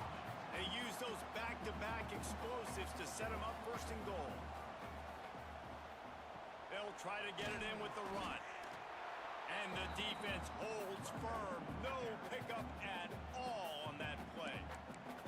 Here's a timeout on the field. Tight game here late in the first half. Defense rose up deep in its own end on that last play. Now a second and long coming. Looking to get it in. And the catch and run into the end zone. Touchdown, Nebraska! This offense needed a big play, and that is the guy that they need to go to help create a spark on offense. Awesome job. They'll try to add another to their lead. And with the extra point, it's a 21-10 game. And let's check in with Kevin Connors in the studio. Kevin? Week to week, it's so tough to figure the ACC, which is why this one is notable.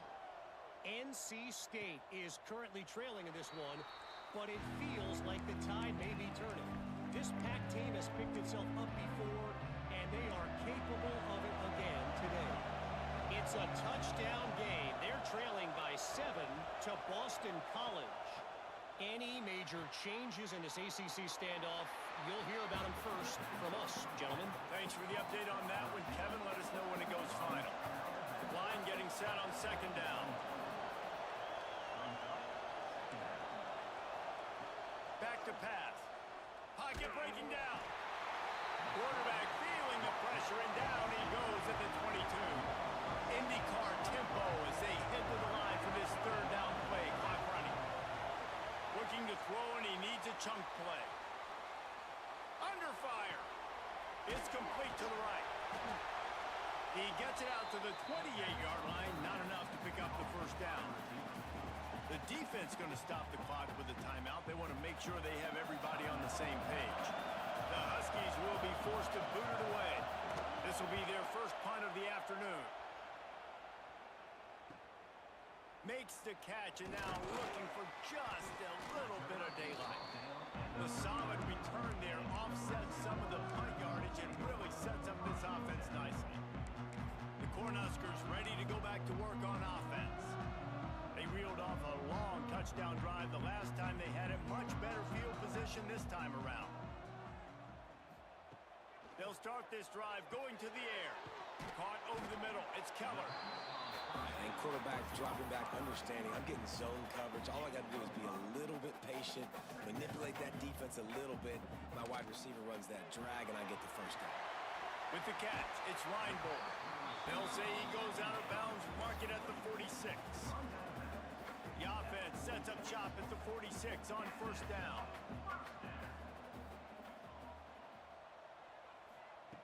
Wants to go up top on first down. Got it in the middle, it's Cobb. Quick timeout call by the offense after the play.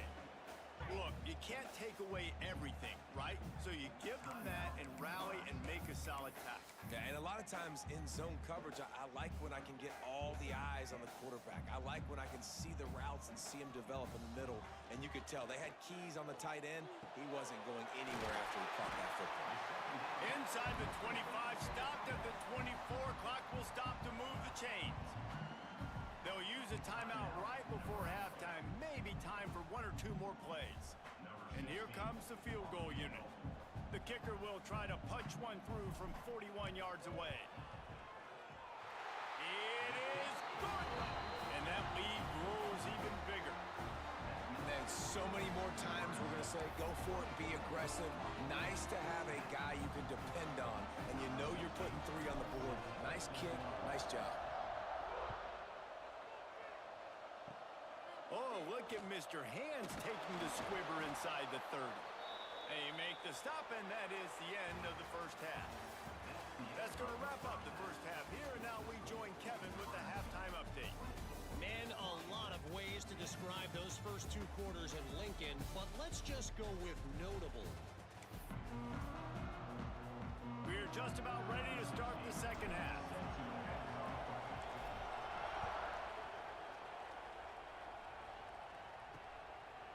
And he'll just take a knee, and this drive will start at the 25. And Washington is ready to go back on the attack. Down 2 possessions to start this third quarter. They'd love to build some early momentum. You ain't lying, because you only got so many possessions here in the second half, so now you're down. I got to maximize every single one. Put your best plays together. Start this drive off on a good note. Yeah, it starts. Breaks into the open. Finally corralled, but not before. He picks up the first down. The Huskies, after ripping off that huge run, let's see if they can do it again. Looking to throw on first down. Gets open down the middle. Good pick up there. They'll move the chains, and they're set up at the 41. They've come out with answers on this possession, and now another first down. To the air on first down. Under fire. He'll get rid of it. Complete to the left. He works his way inside the 30 down to the 29 and picks up a first down. Washington has it and a fresh set of downs. He leaves it with his back. They make the stop, and he got work done on the ground, picking up 6 to the 23. Got 6 on first down. Now a lot of options on second and 4. Looking to fire. Throws to the wideout. A strike downfield. Defense is there to make the stop, but he's got the first down, and they'll have it first and goal at the 6. They'll try to get it in with the run. He works his way ever closer all the way down to the 1-yard line. And this is the area of the field where you need a really good back. You can depend on, you can give him the football. He's going to hit a little crease and just lower his shoulder, be physical, be powerful. You saw last week he got a rushing touchdown. Now look for this. Into the end zone he goes. Touchdown, Washington.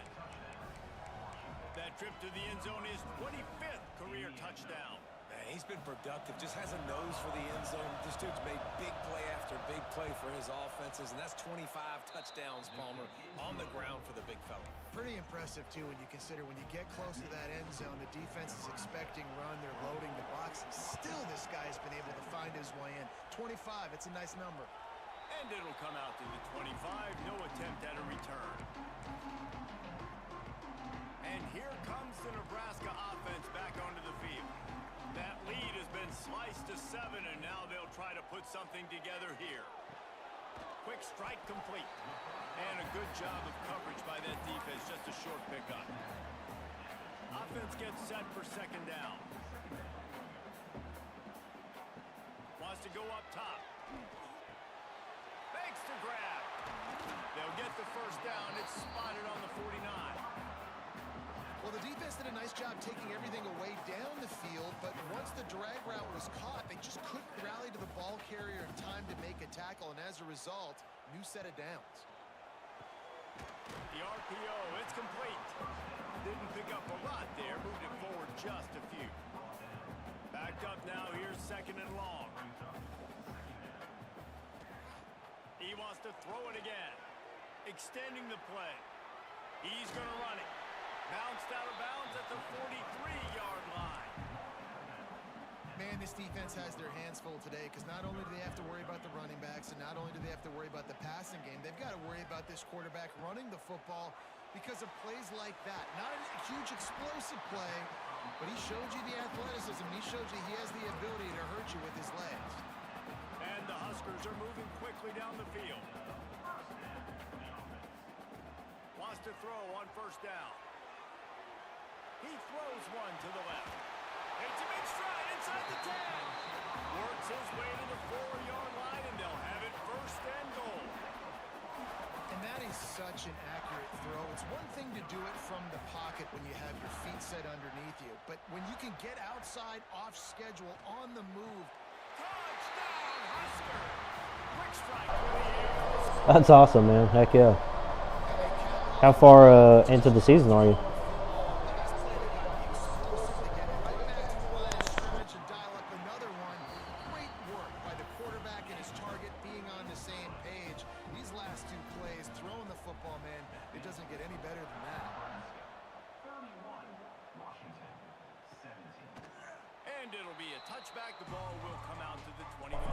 Ah, sweet, man. That's pretty good. Yeah, if you're only, that's not very far into the season. If you're already ranked that, that's pretty good, man. Especially for Vandy, you know. That's awesome. You can kind of feel that way, but dude, if you put a good drive together, this is a 7-point game, so Palmer, no need to panic. I was just going to say, David, I mean, this thing can flip quick. You go down, score, all of a sudden your defense gets a stop, or who knows, better yet, gets a turnover. This game is entirely different. That is a big win for this defense as they were right there as soon as he got the ball. The black shirts looking to this crowd, and they are delivering energy on this big third down. Zings it complete to the right. I know that was third down, and I know the quarterback's trying to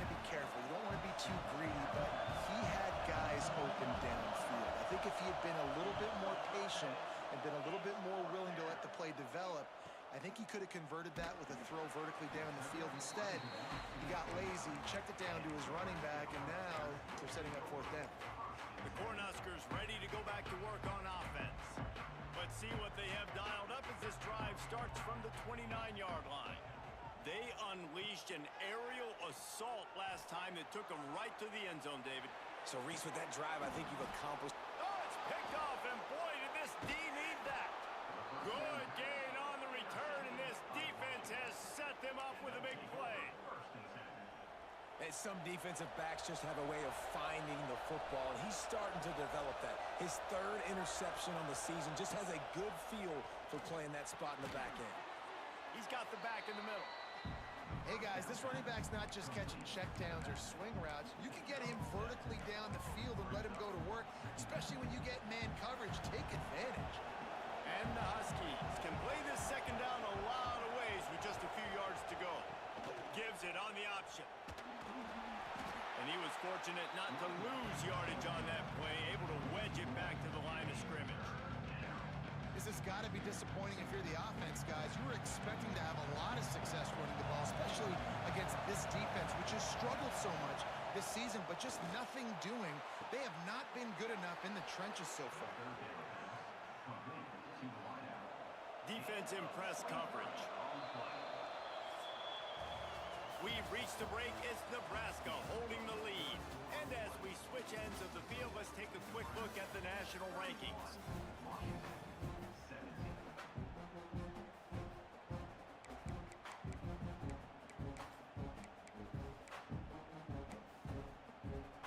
So first down, we'll open up the final period.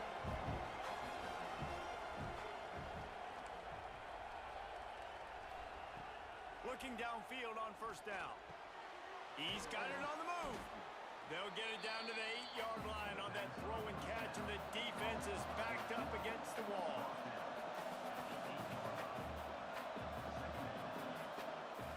Lost the fire on second down. He got it. That completion will take it inside the 4, and the offense is threatening. Washington right back to the line. On third and short, they'll try to throw for it. Fires to the end zone. Touchdown, Huskies. Quick strike through the air for the score. And it's so underrated. The relationship between a QB and a wide receiver, the timing, the ability to know where he's going to be and be accurate with the football, that's what leads to nice touchdowns, Jesse. Well, and the chemistry between these two guys has to be great when they're throwing into the end zone because coverage is going to be tight. The throw might not be perfect, but this is something these two guys have been repping in practice over and over and over, and it's paying dividends now in the game. Nice job executing all of the assignments as they put a stop to that return at the 22. And here comes the Nebraska offense back onto the field. They'll keep it on the ground. The clock is on their side. Brought down at the 33, but not before he gets 10. I know exactly what I have to do here. Defensively, we've got to get the stop. So we're playing run. We're selling out to run because we're thinking they're going to run the football, and we got 3 timeouts. Let's use them wisely. Let's use those timeouts, save as much clock as we can so our offense has some time on the clock to do some damage when they get the football back. And he was looking over the middle and couldn't make the connection.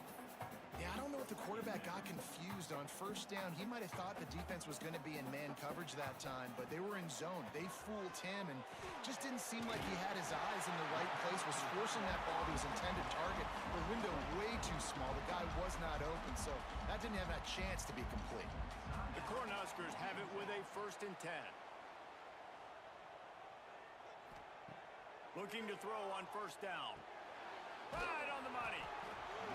Timeout called there by the defense, desperate to get the ball back and save as much time as possible. You see a lot of offenses late in the football game with a lead get conservative. I like they didn't. Like, they trusted the passing game. You're going to get looks that you know what they are. Defense has to be aggressive. You know, they have to be aggressive because they're down. They've got to get to the quarterback. They've got to get stops. Nice job throwing the football there. Looking to throw for it. Fires to the big fella. Really nice job to convert that 3rd down, and they've got it at the 33.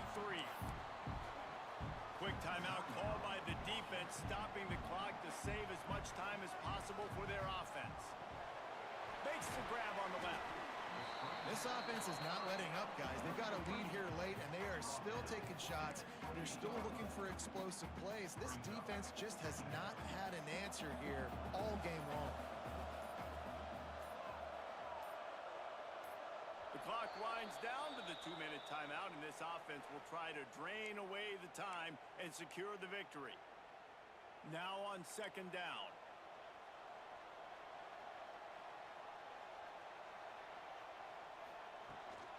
From the gun, give on the inside. And he runs into a wall. Maybe got it back to the line of scrimmage. Third and short from the 28. Let's see if this is 4-down territory or if they just pick up the first here. Find some fresh air. Just outside the red zone. If they pick up the first down, they'll spot it at the 22. Yeah, it's make or break time for this defense. Now, they got to get a stop, and if that's bringing more bodies in, bringing more beef in, they're running the football right up the gut, right at you. They're not going to throw the football in this situation. Time to be more physical and get this big stop. You want to talk about building confidence? Coming through with clutch plays, making the winning plays at the right time can really set the course for the rest of the season.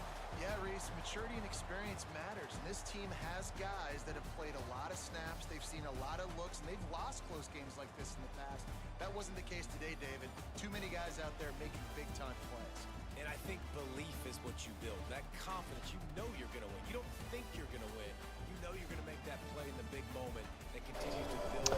All right, y'all. Appreciate y'all stopping in. Appreciate the new follow there. And the likes. Ben, I appreciate you stopping in and checking it out. Hopefully your season goes well. I'm going to get something to eat. It's time to eat for me. So I'll probably come back on here and do a little bit more streaming later on. We'll see how this... we'll see how the season goes for this Nebraska season. It's looking pretty good so far. You know what I mean? Not too bad. So we'll see how it rolls. And, yep, we'll see y'all probably later on a few hours or something like that. If I feel like getting back on here, we'll see. I've been streaming for 4 hours. So anyway, thanks for stopping in. Peace.